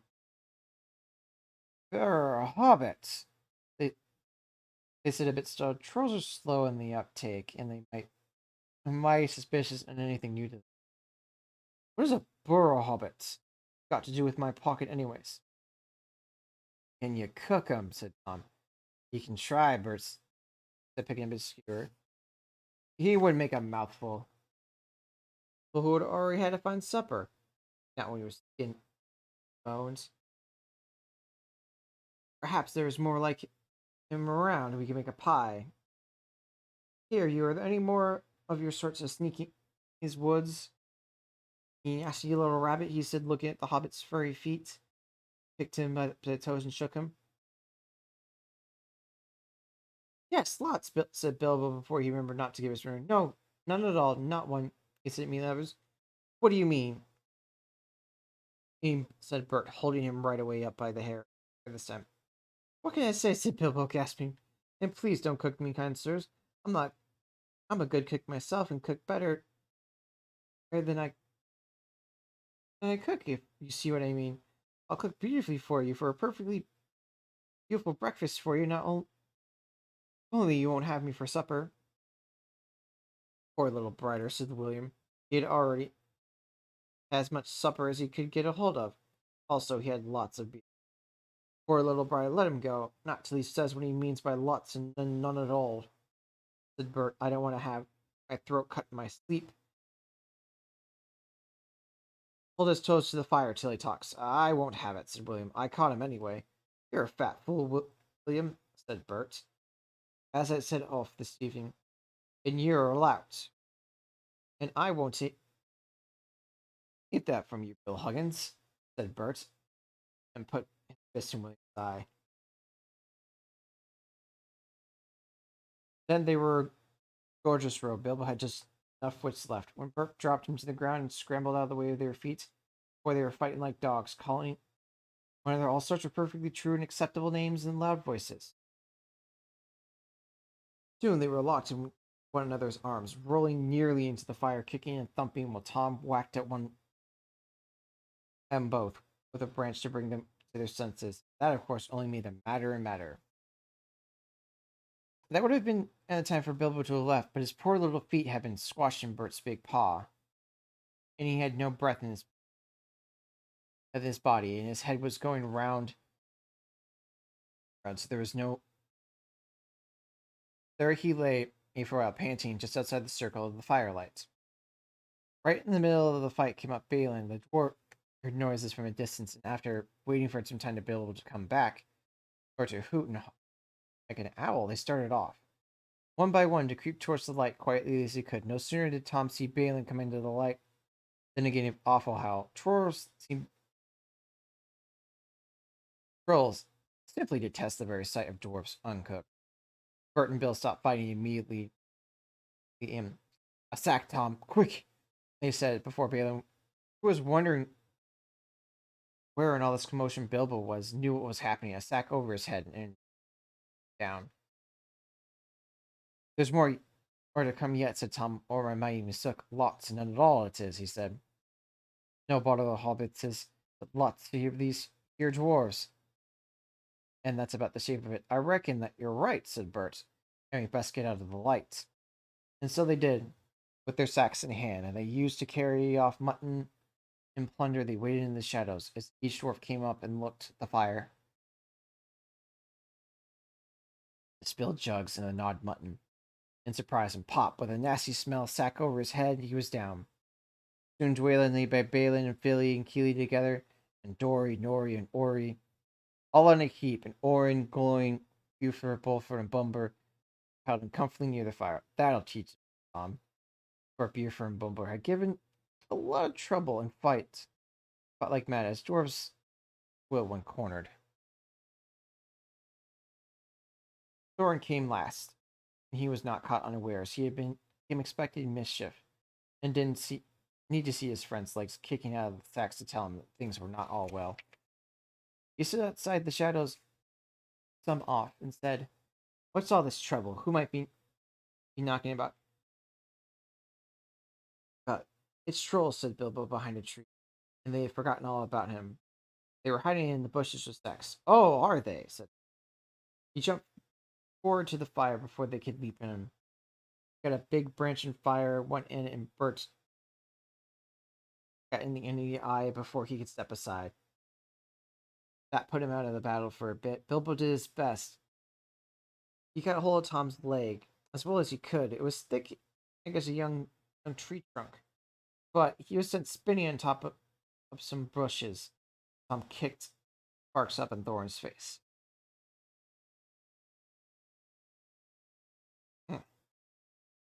Tom got the branch in his teeth for that.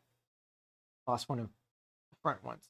It made him howl, I can tell you, but just the moment William came up behind and propped a sack over Thorin's head down to his toes. And so the fight ended. A nice pickle they were now, all neatly tied in sacks, 3 aim controls, and 2 of them with burns and bashes to remember. Sitting by them, arguing whether they should roast them slowly or mince them fine, or boil them, or just sit on them one by one and squash them in a jelly. And Bilbo up in a bush, with his clothes and skin torn, not daring to move, for fear they should hear him. It was just then that Gandalf came back, but no one saw him. The trolls had decided to roast the dwarves now, later. That was Bert's idea, and after a lot of argument, they had to agree to it. No good roasting him now, it'll take all night, said a voice. Bert thought it was William's. Don't start the argument all over again, Bill, he said, or it'll take all night. Who's arguing? Said William, who thought it was Bert who had spoken out. You are, said Bert. You're a liar, said William, and so the argument began. All over again. In the end, they decided to mince them and boil them. So they got a black pot and took out the knives. No good boil them. We ain't got no water. It's a long way for the well and all, said a voice. Bert and William thought it was Tom's. Shut up, they said, or it'll never be done. And you'll fetch the water yourself if any more. Shut up yourself, said Tom, who thought it was William's voice. Who's arguing with you? I'd like to know. You're a booby, he said William. Booby yourself. Oh, said Tom. And so the argument began all over again. And it went harder even then on. Till at last they decided to sit on the sacks one by one and squash them and boil them all at the time. Who shall sit on the first? Said the voice. Better to sit on the last fellow first, Burst, whose eyes felt damaged by Thorin, who thought Tom was talking. Don't talk to yourself, said Tom. But if he wants to sit on the last one, sit on which is he? The one with the yellow stocking, said Bert. Nonsense. That's the one with the gray stocking, said a voice like William's. I made sure it was yellow, said Bert. Yellow it was, said William. Then what did you say it was gray for? Said Bert. I never did. Tom said it. That I never did, said Tom. It was you. 2 to 1, shut your mouth, said Bert. Who are you talking to? Said William. Now stop it, said Tom and Bert together. The night's getting on and the dawn's coming. Let's get on with it. I'll take you all and stone to you, said a voice that sounded like William, but it wasn't. For just as the moment the light came over the hill, they were might twitter in the branches. William never spoke, for he stood turned to stone and stooped, and Bert and Tom were stuck like rocks. They looked at him as they stood today, all alone, as the birds perched on them. For trolls, as you probably know, must go underground before dawn, or they go back to the stuff of the mountains that they were made of, and never move again. That is what happened to Bert, Tom, and William. Excellent, said Gandalf, who stepped behind a tree and helped Bilbo climb down Thornbush. Then Bilbo understood. It was the wizard's voice that had kept the trolls bickering and quarreling. Till the light came and made. Next thing was to untie the sacks and let out the dwarves. They were nearly suffocated and very annoyed. They had not enjoyed lying there, listening to the trolls making plans of roasting and squashing them and mincing them. They had to hear Bilbo's account when it happened, twice over, before they were satisfied. Silly time to go practicing mincing or pickpocketing, said Bumber. Well, what we wanted was fire and food. And that's just what we wouldn't have got. And that's just what you wouldn't have got out of these fellows without struggle in any case. Anyhow, you're wasting time now. Don't you realize that trolls must have a cave or a hole somewhere to hide in the sun? We must look for it. and they searched about. Soon found the mark of the trolls. Stony boots, it was going away to the mountains. They followed the tracks up the hill until, hidden by the bushes, they came to on a big door with stone leading to a cave. But they could not open it. Not though they all pushed while Gandalf tried various incantations.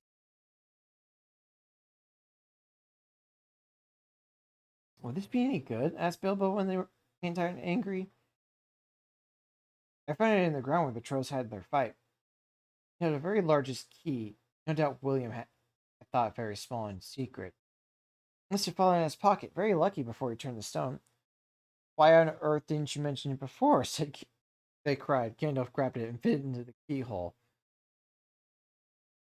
And the stone door swung open with a big push. They all went inside. There were bones on the floor, a nasty smell in the air. There was a good deal of food jumbled carelessly on the shelves and on the ground, and among untidy litter of plunder. And all sorts of some brass buttons, pots full of gold coins standing in the corner. Lots of clothes, too, hanging on the walls. Too small for trolls, I'm afraid. They belonged to their victims, amongst them were several swords of various makes, shapes, and sizes. Two caught their thirst particularly because of their beautiful scabbards and hilts. Gandalf and Thorin each took one of these. Bilbo took a knife in a leather sheath. It would have made only a tiny pocket knife for a troll, but it was good and short for a hobbit.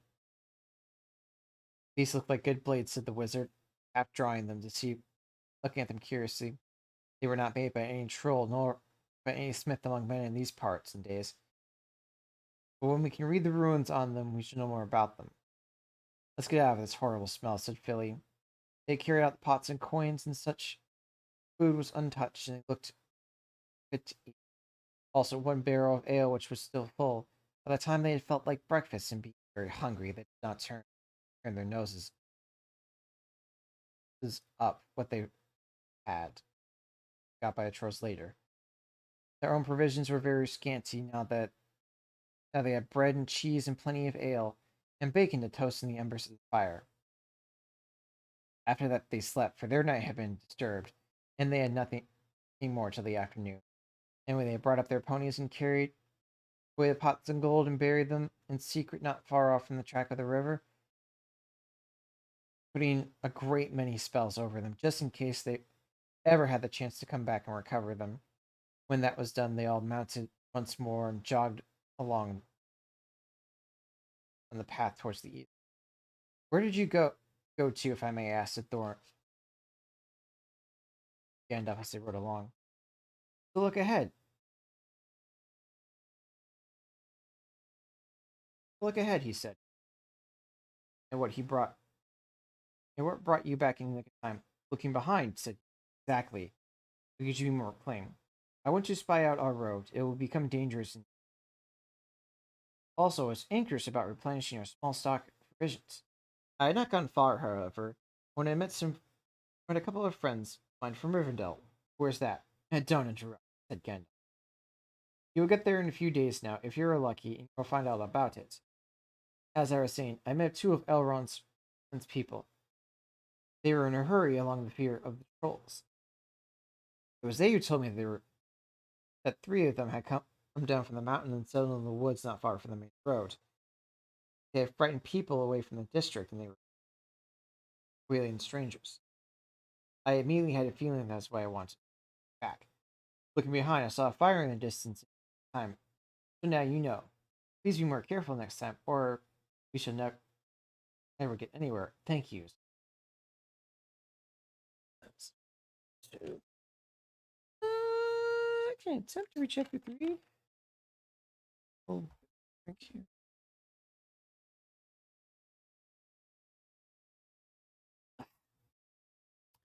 It's like the most talking I've done in ever. Ooh. I'll have to get you.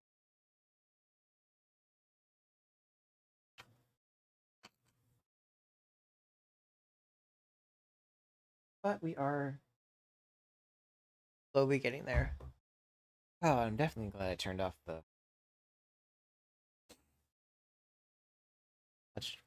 the timers. I don't know if I'd be able to do that. Actually, how long is chapter?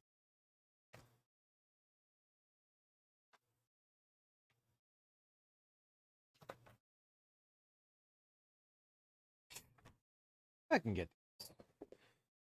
We'll get through the third chapter today. Chapter 3, A Short Rest. They did not sing or tell stories that day, even though the weather improved. Nor the next day, nor the day after that. They began to feel the danger. The danger was not far away on either side. They camped under the stars, and their horses had more to eat than they had, for they had plenty of grass, but there was not much in their bags. Even with what they had got from the trolls.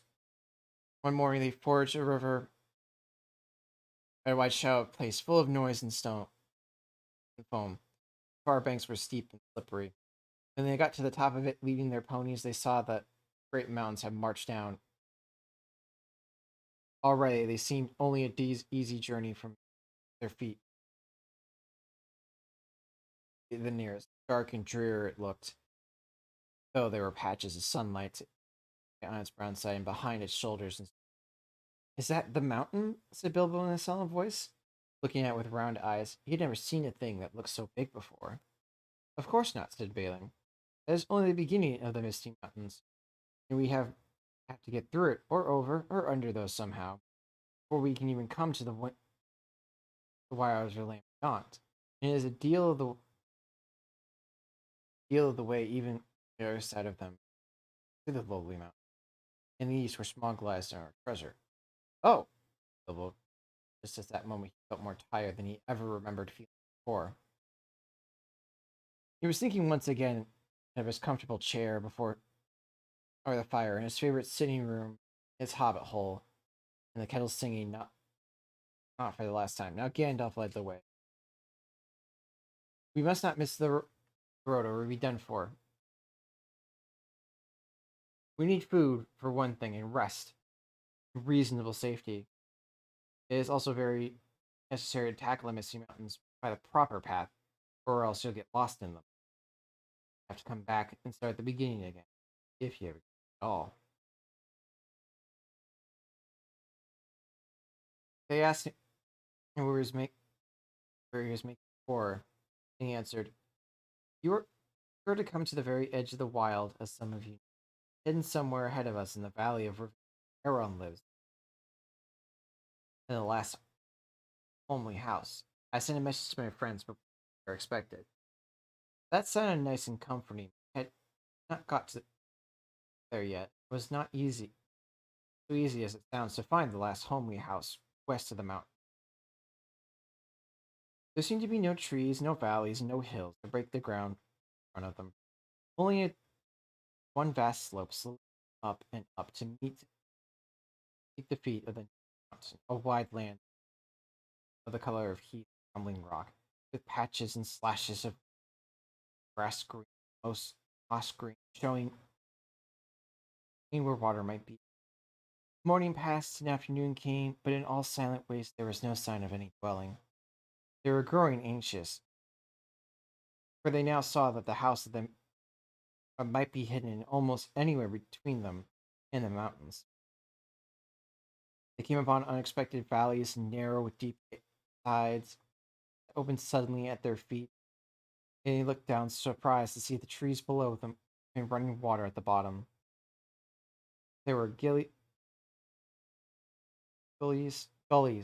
that they could almost leap over, were very deep with the waterfalls, and there were dark ravines that one could neither jump nor climb into. There were bogs, some of them green, pleasant places to look at, flowers growing bright and tall, but a pony that walked there with a pack on its back would never come out again. Indeed, it was much wider land from forward to the mountains than you ever would have guessed. Bilbo was astonished. The only path was marked with a white stone. Some were small, and others were half covered, moss or heather. Altogether, it was a very slow business, following the track, even guided by Gandalf, who seemed to know his way about pretty well. His head and beard wagged this way and that as he looked for the stones. They followed his head, but they seemed no nearer to the end of the search. Day began to fail. Tea time had long gone by. It seemed supper time would soon do the same. There were moths fluttering about in the light. It became very dim. The moon had not arisen. Bilbo's pony began to stumble over the roots and stones. They came apart at the edge of the fall on the ground so suddenly that Gandalf's horse nearly slipped off the slope. Here it is at last, he called to the others gathered around him. They saw a valley far below. They could hear a voice of hurrying water, a rocky bed at the bottom. The scent of the trees was in the air, and there was light on the valley side across the river. Bilbo never forgot the way they slithered and slipped in the dusk down the deep zigzag trail, a path into the secret valley of Rivendell. The air grew warmer as they got lower, and the smell of pine trees drowsy. So every now and again he nodded and nearly fell off or bumped his pony's neck. Their spirit rose as they went down and down. The trees changed to beech and oak. There was a comfortable feeling in the twilight. The last green had almost faded out of the grass, and when they had come to the open glade, not far above the banks of the stream. It smells like elves, thought Bilbo. He looked up to the stars. They were burning bright and blue, just as they came. A burst of song and laughter over the trees. Oh, what are you doing? Where are you going? You ponies need showing. Chewing. The river is flowing, tra la la la, here down the valley. Oh, what are you seeking? What are you making? That. The Vancocks are banking. Very little of the valleys are trolling. Or the valley is jolly, ha ha ha. Where you're going, with beards all waggling, no one knowing, no one knowing.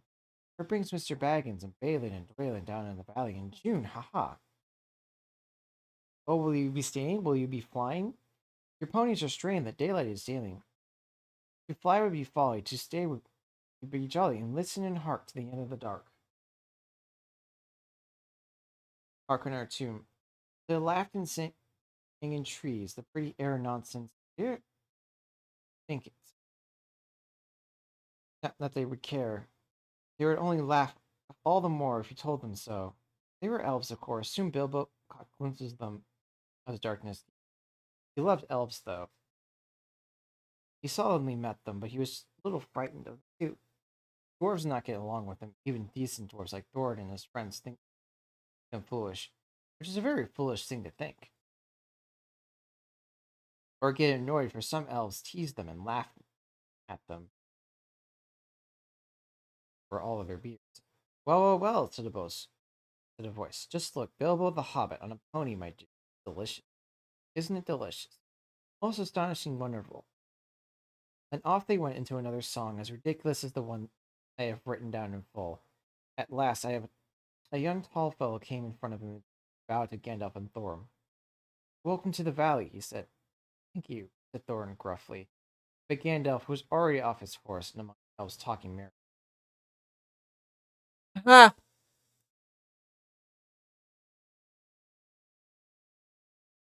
I don't know. Oh, right. I don't have my alerts on this one. That's why that didn't go off.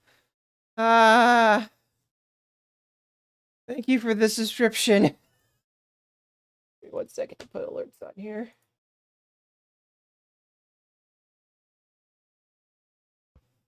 Oh. I'm not.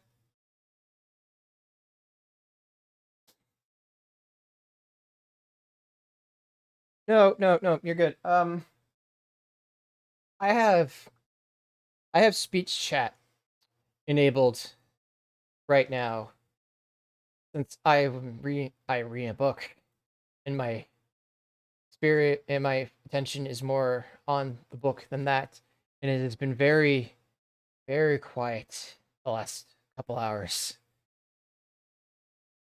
I'm also not used to speech chat, so it's one of those one of those things. I also forgot about my alerts, and my alerts probably would have scared me more than speech chat.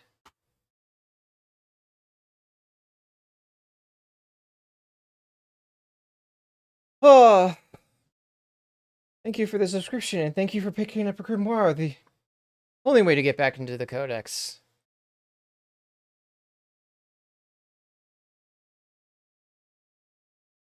Oh, it certainly is luck is on my side, at least for now. But my alerts didn't go off. What the hell?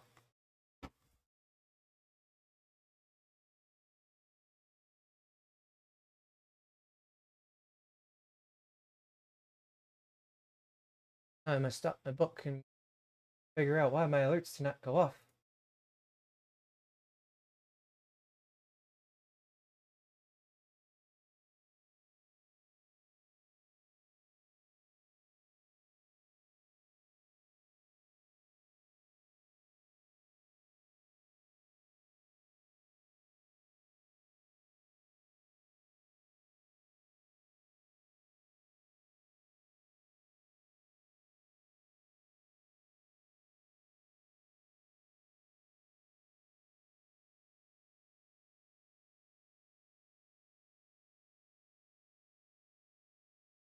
Alright, let's see if that works. There it goes!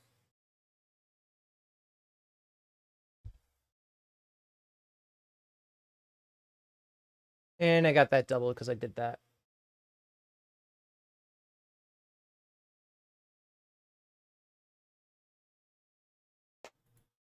Oh.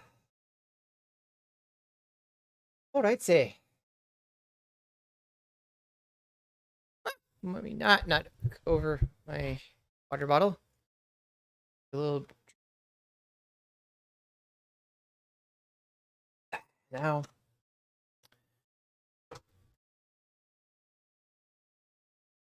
Recompose myself. Where was I? All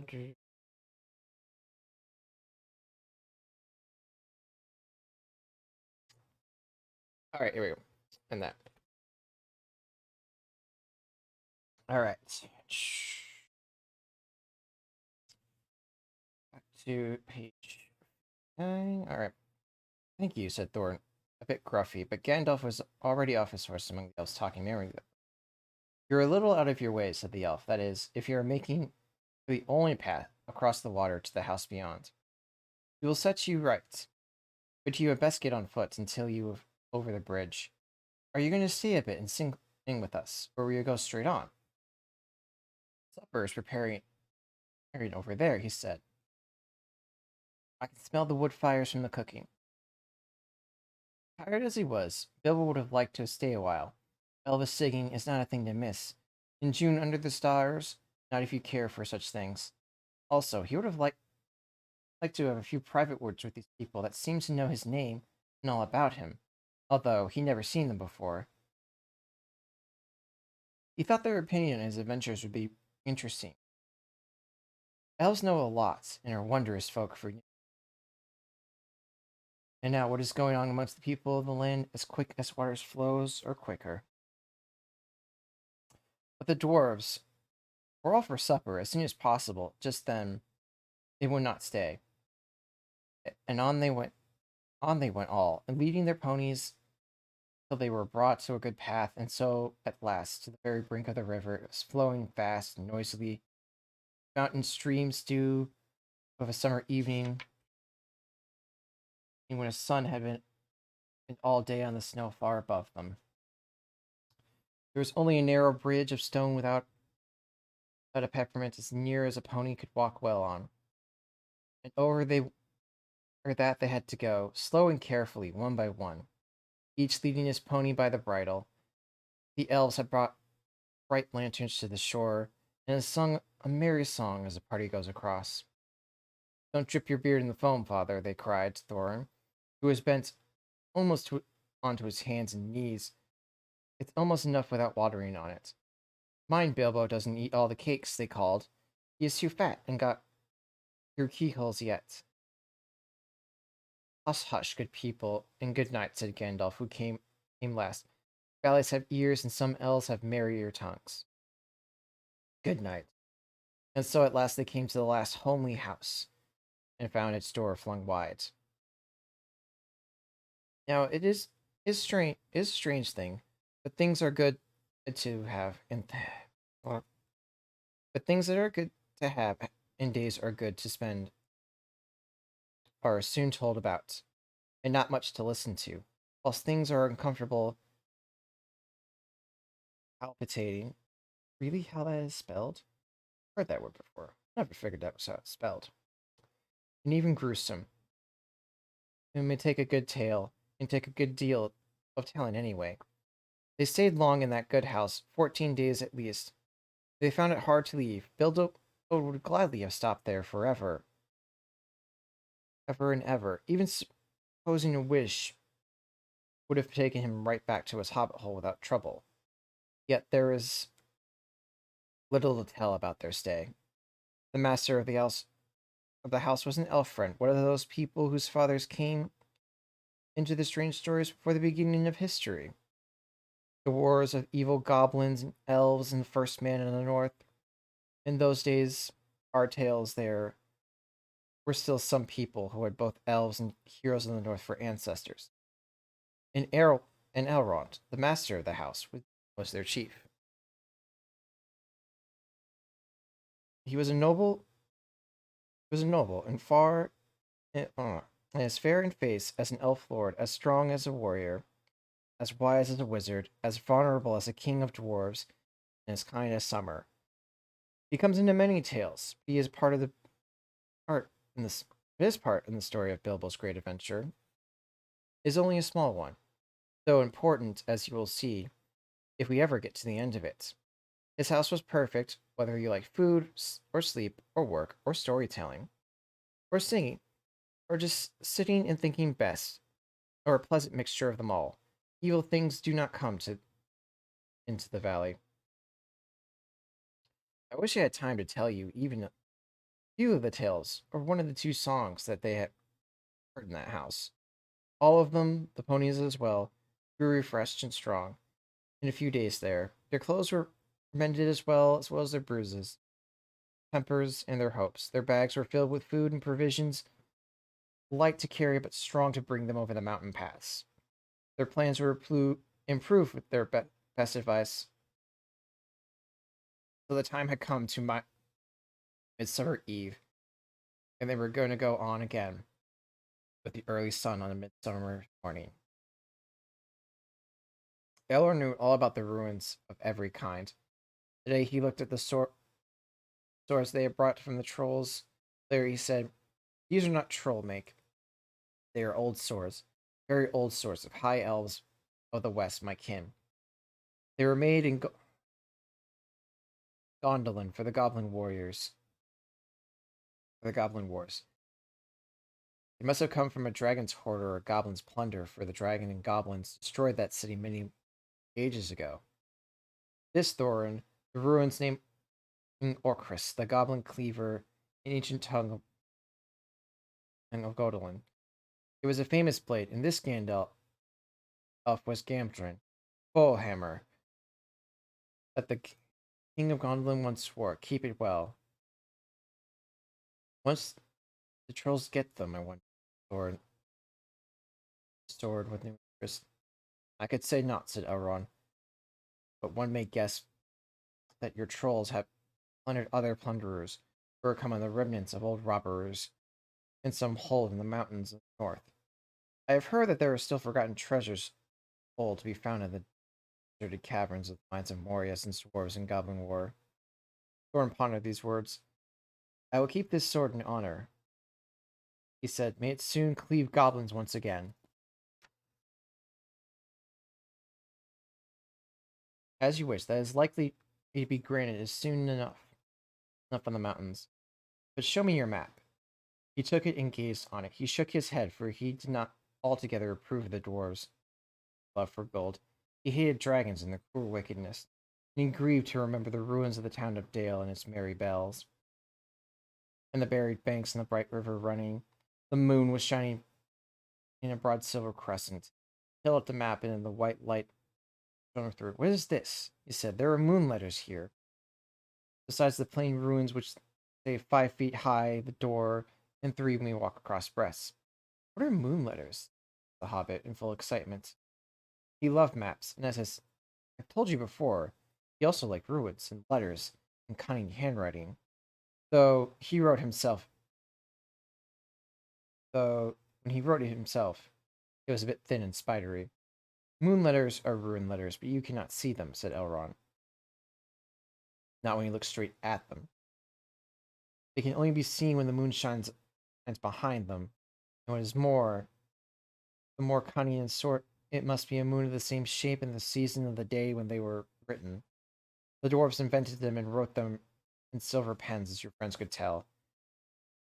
These must be been written in a midsummer's eve and a crescent moon well long ago. What do they say? Said Gandalf and Thorin together, a bit vexed perhaps that Elrond should have found this out first, though they though really there had not been a chance before, and that would not have been another until goodness knows.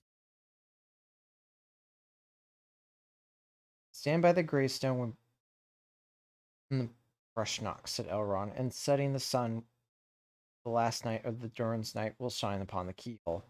Durin, he was father of the fathers, the eldest race of dwarves, the Longbeards, my first ancestor. I am his heir. And what is Durin's day? The first day of the dwarf's new year. Is all should know that the first day of the last moon of autumn, on the threshold of winter, we still call it Durin's Day when the last moon of autumn and the sun are in the sky together. But this will not help us much, I fear, for it passes our skill these days to guess when it's time to come home again. That remains to be seen, said Gandalf. Is there more writing? None to be seen by this moon, said Elrond, and he gave map back to Thorin. They went down to the water to see the elves dance and sing upon the midsummers. The next morning there was midsummer's morning, as fair and fresh as could be dreamed. Blue sky and never cloud, and a sun dancing in the water.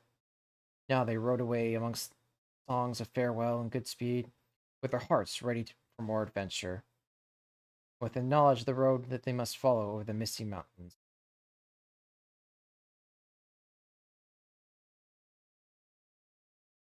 Like, you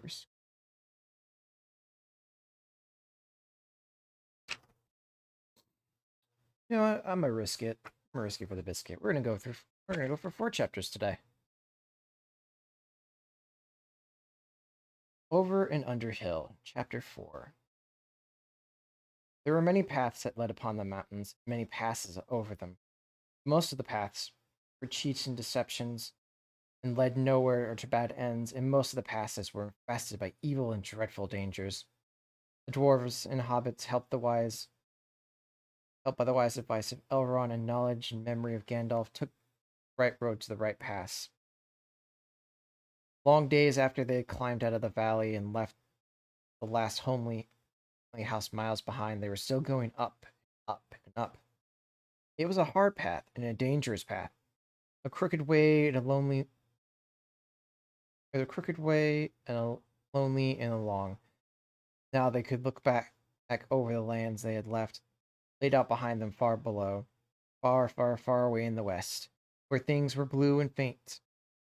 Bilbo knew where there lay his own country of safe and comfortable things. His little hobbit hole. He shivered. It was getting bitter cold up there, and the wind came shrill among the rocks. Boulders, too, at times came galloping down the mountain sides, let loose by the mid-sun, down by the snow, and passed among them, which was very lucky, or over their heads, which was very alarming. The nights were comfortless and chill. They did not dare sing or talk too loud, for their echoes were uncanny, and the silence seemed like broken, except by the noises of water, or the wail of wind, or the crack of stone. Summer is getting on down below, thought Bilbo, and haymaking is going on picnics. They'll be harvesting and blackberrying, and before we can go down the other side at this rate. The others were thinking equally gloomy thoughts, although they had said goodbye to Elrond in high hopes of a midsummer's morning. They had spoken gaily in the passes of the mountain, of riding swift across the lands of beyond. They had thought coming secret doors in the lonely mountain, perhaps that at the very first moon of autumn, and perhaps it will be Durance Day, they had thought. Only Gandalf was shaking his head and said nothing.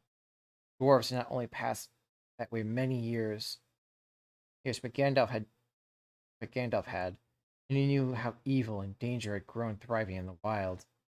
Since the dragon had driven men from the lands, and goblins had spread in secret after the battle in the mines of Moria,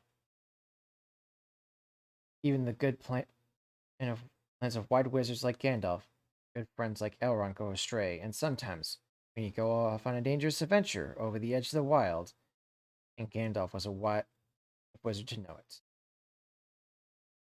He knew that something unexpected might happen, and he hardly dared to hope that they would pass without fearful adventure over these great tall mountains and lowly peaks and valleys where no king ruled. They did not. All was well until one day they met a thunderstorm. More than a thunderstorm, a thunder battle. You know how terrible a really bad thunderstorm can be down in the land river valley, especially at times when two great thunderstorms meet and clash. More terrible still are thunder and lightning in the mountains at night. When storms come up from east and west to make war, the lightning splinters on the peaks and rocks shiver, and great crashes split the air and go rolling and tumbling into every cave and hollow, and the darkness is filled with overwhelming noise and sudden light. Bilbo had never seen or imagined anything of that kind. They were high up in a narrow place, with a dreadful fall in a dim valley at one side. There they were sheltered under a hanging rock of night, and he lay beneath a blanket and shook from head to toe. When he peeped out into the lightness and flashes, he saw across the valley stone giants were hurling rocks at one another for a game and catching them, tossing them down into the darkness where they smashed among the trees far below, or splintered into bits with a bang. Then they came a wind and rain. The wind whipped the rain, and the hail came out in every direction. But the overhanging rock was no protection at all. Soon they were getting drenched, and their ponies were standing on their heads, with their heads down and their tails between their legs, with some of them whining with fright. Hear the giants gaffling and shouting all down the mountainside. This won't do at all, said Thorin. If we don't get blown off or drowned or struck by lightning, I think we should get picked off by some giant and kicked sky high for a football. Well, if you know anywhere nearby, take us there, said Gandalf, who was feeling very grumpy. He was far from happy about the giants himself. The end of their argument meant that the end of their argument was that they sent Philly and Gilly to look for better shelter. They had sharp eyes and had been the youngest of the dwarves by some 50 years. They usually got these sort of jobs when everybody could see that it was obviously no use sending Bilbo.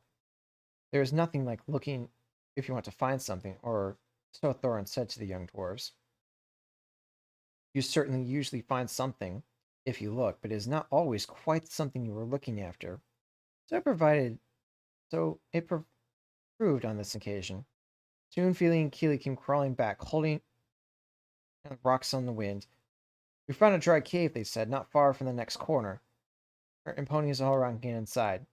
Have you thoroughly explored it? Said the wizard, who knew that all caves up the mountains were certainly unoccupied.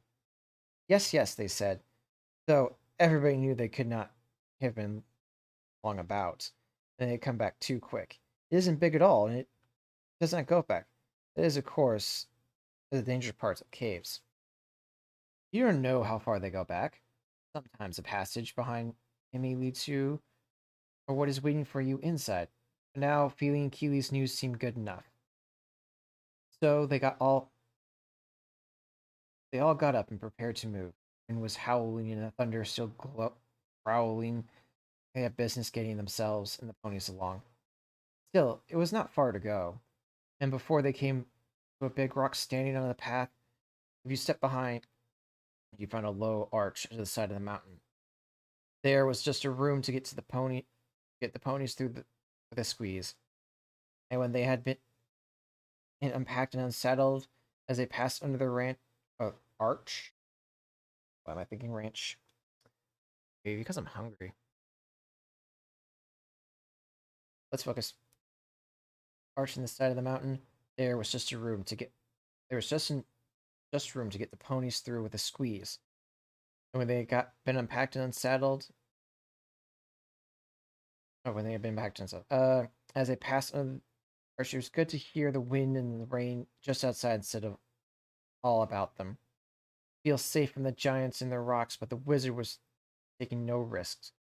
He let up his wand, as he did at that day in Bilbo's dining room that seemed so long ago, if you remember.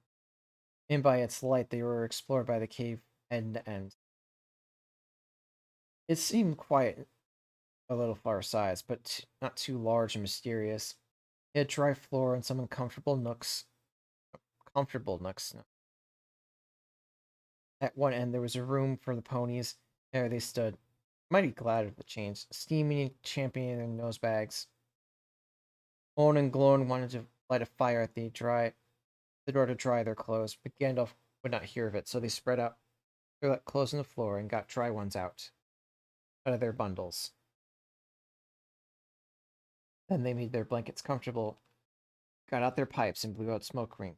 Gandalf turned, which Gandalf turned into different colors and started dancing upon by the roof to amuse them.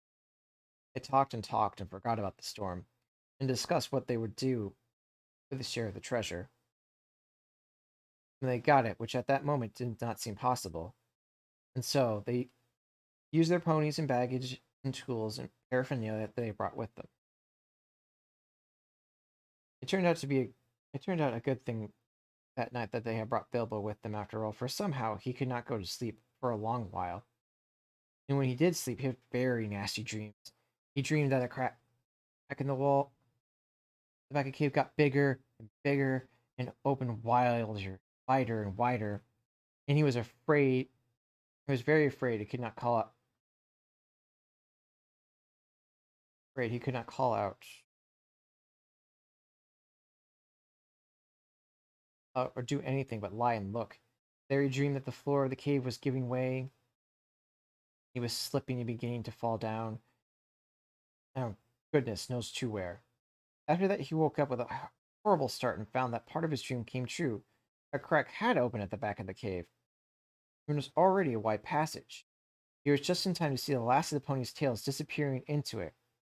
Of course, he gave a very loud yell, as loud as a yell as a hobbit can give, which is surprising for this. Out jumped the goblins. Big goblins, great ugly looking goblins, lots of goblins. Before you could say rocks and blocks, there were 6 to each dwarf, at least 2 even for Bilbo. They all grabbed and carried through the crack. Before you could say tinder and flint, not Gandalf. Bilbo's yell had done not much good. It wakened him up wide a split second, but the goblin came and grabbed him. There was a terrible flash of lightning in the cave, a smell like gunpowder, and several of them fell dead. Crack closed with a snap, and Bilbo and the dwarves were on the wrong side of it. Where was Gandalf? Of that, neither knew.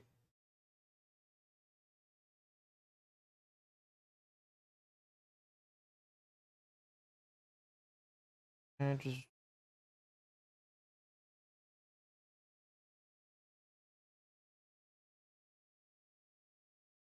that neither they nor the goblins had any idea, and the goblins did not want to find out.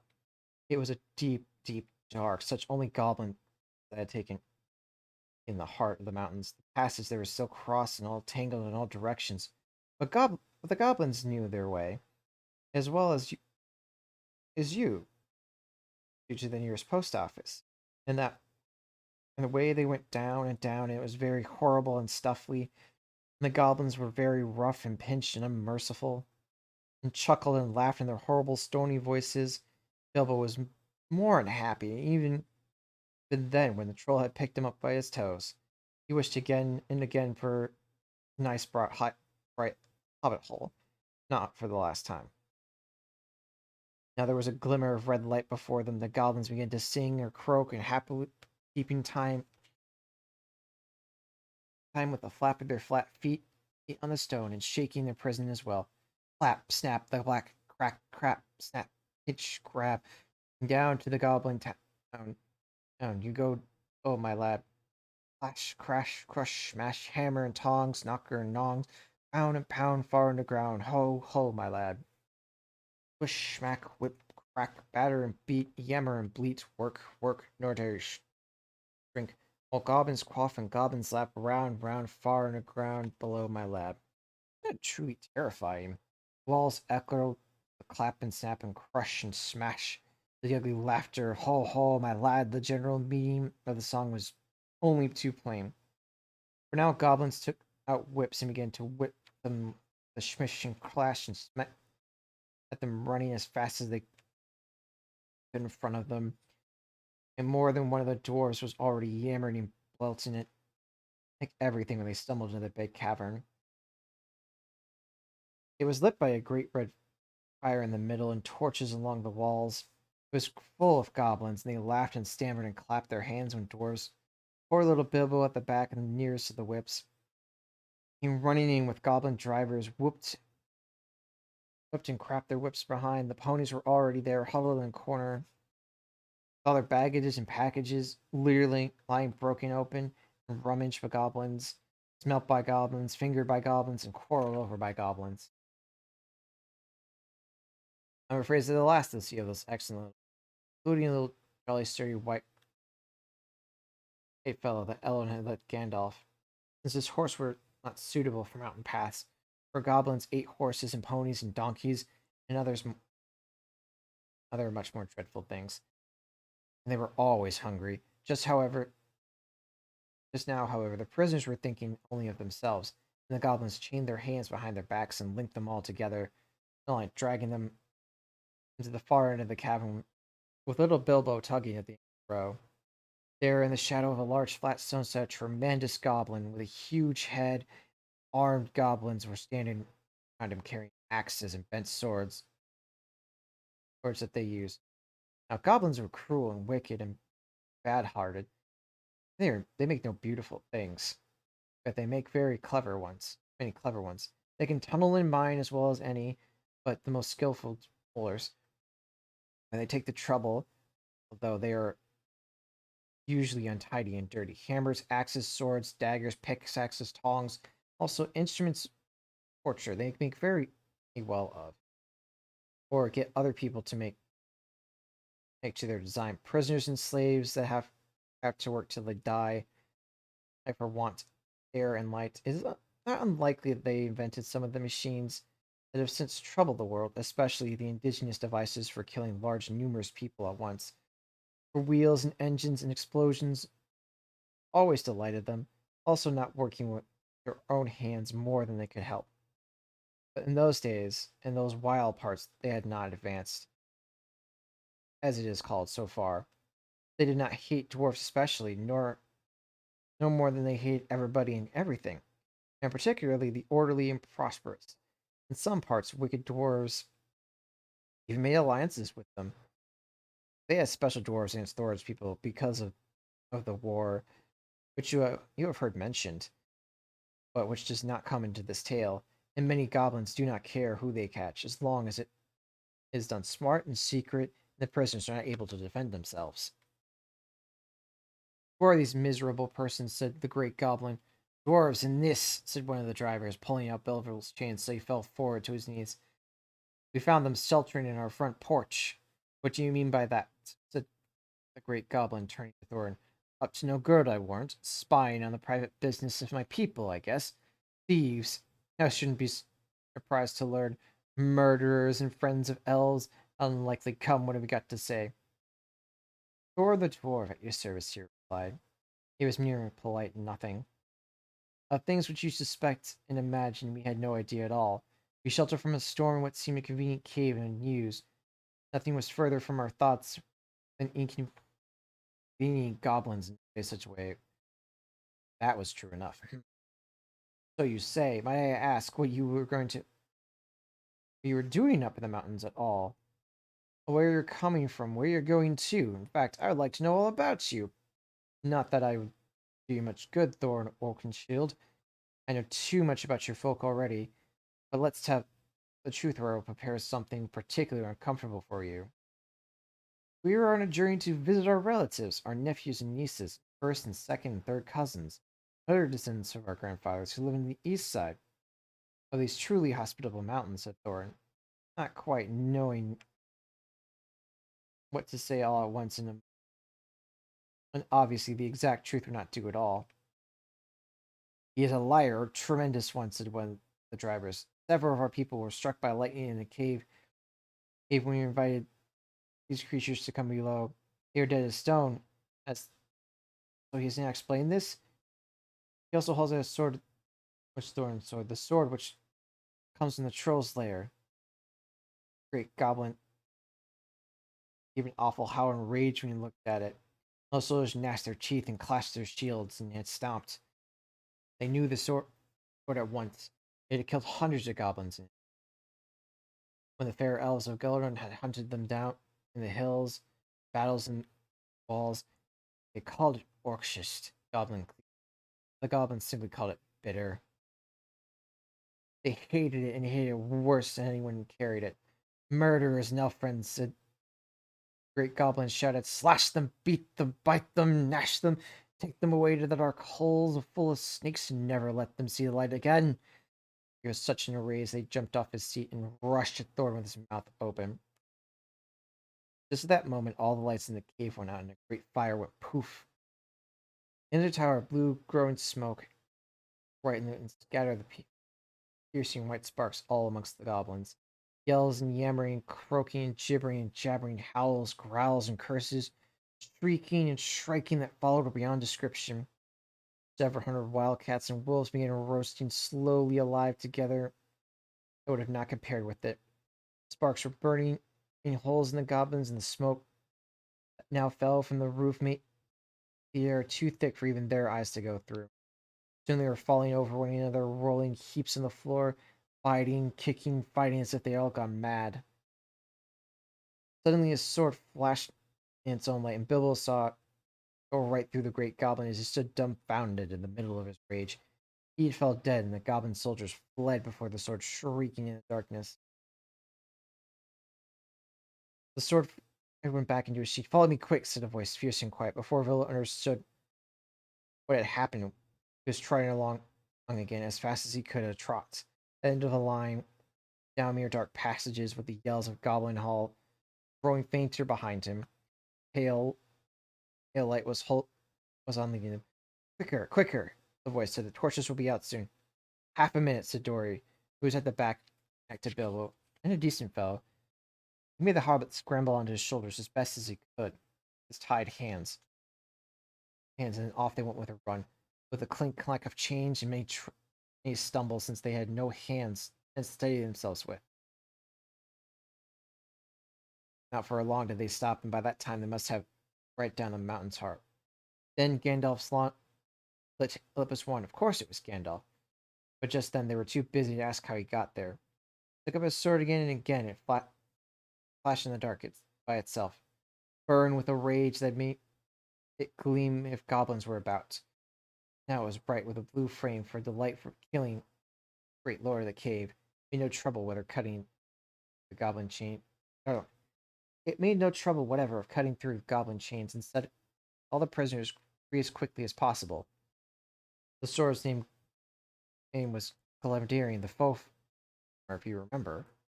The goblins just call it Beater and hated it worse than Biter if possible. Orcish, too, have been saved. For Gandalf had brought it along as well, snatching it from terrible guards. Gandalf thought of most things, and though he could not do everything, he would do a great deal for his friends in Cricket Corner. Are we all here? Said he, his sword back to Thorin with a bow.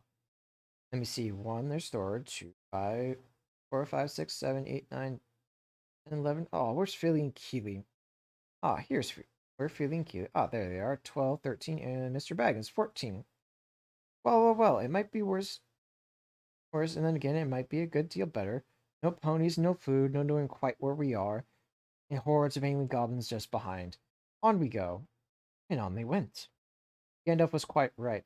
They began to hear gobbling noises and horrible cries far behind the passages they had come through, that they had sent on faster than ever before, as poor Bilbo could not possibly go half as fast, or dwarves could roll along tremendous face.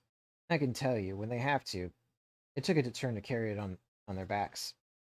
Still, goblins go faster than dwarves, and these goblins knew the way better.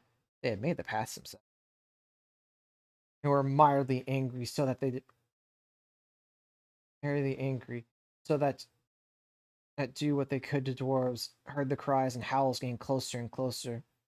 Soon they could hear even the tap of a goblin feet and many feet, which seemed only just around the last corner. A blink of red torches could be seen behind them in the tunnel they were following, and they were getting deadly tired. Why did I ever leave my hobbit hole? Said poor Bilbo, bumping up and down on Bumber's back. Why did I ever bring a wretched little hobbit on a treasure hunt? Said poor Bumper, who was fat and staggered along with sweat dripping in his nose and heat in terror. At this point, Gandalf fell behind, and Thorin with him. The sharp turn. They turned a sharp corner. About turn, he shouted, "Draw your sword, Thorin." There was nothing else to be done, and the goblins did not like it.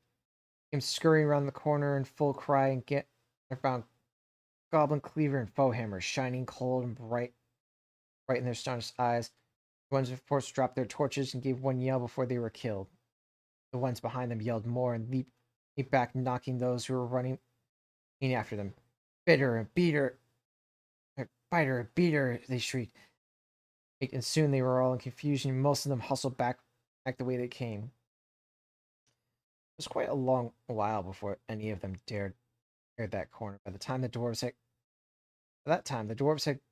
had gone on again, a long way into the dark tunnels of the goblin realm. When the goblins discovered that they had put their torches and they slipped on soft shoes, they chose out their quickest runners with the sharpest ears and eyes. These ran fast forward, as swift as weasels, and in dark with hardly any fast. This is why neither Bilbo nor the dwarves nor even Gandalf heard their coming, nor did they see them. But they were seen by the goblins that ran silently up behind them, for Gandalf was lighting his wand to give out a faint light to help the dwarves as they went along. Quiet suddenly, Dory, now at the back again, carrying Bilbo, was grabbed behind in the dark. He shouted and fell, and the hobbit rolled off his shoulders into the blackness, bumped his head on a rock. Alright.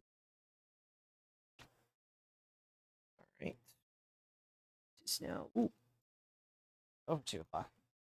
Well, that still sets us up good. And judging by the next chapter, since I kind of remember bits and pieces of it, mostly because of how I remember Lord of the Rings.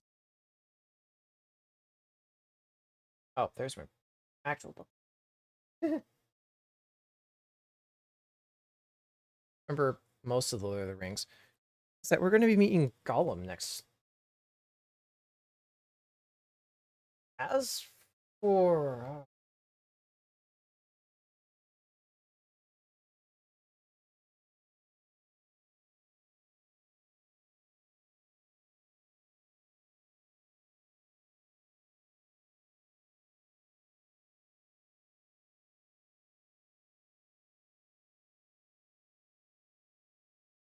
I don't think that that's right amount.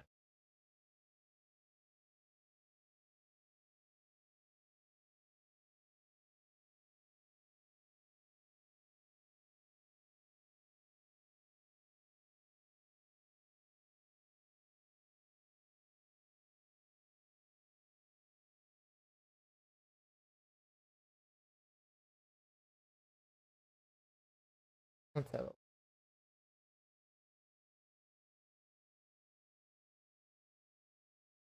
ah. Can't wait to figure out how to.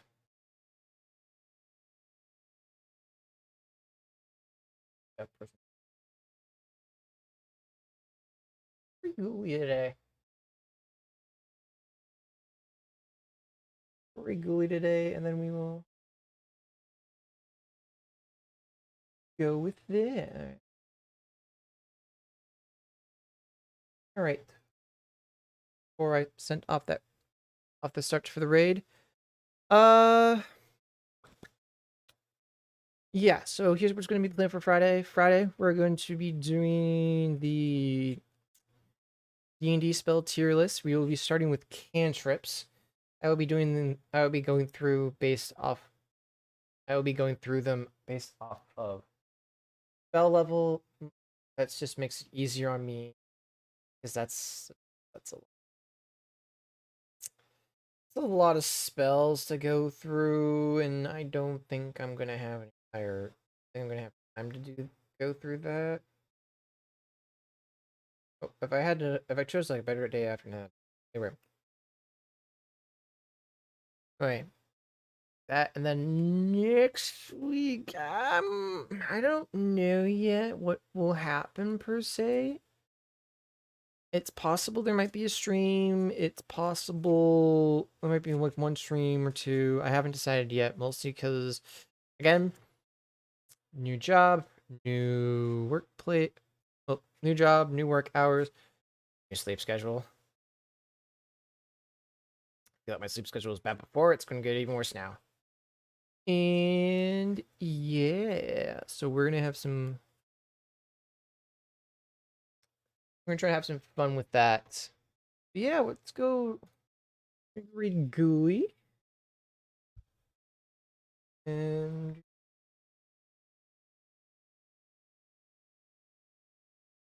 ah, I am never going to get used to this. And there is our raid message for today. I'm never gonna get used to this. Yeah, I hope to see you all on Friday. We'll be going over cantrips. I have no idea how the lives work, but yeah, we'll see y'all.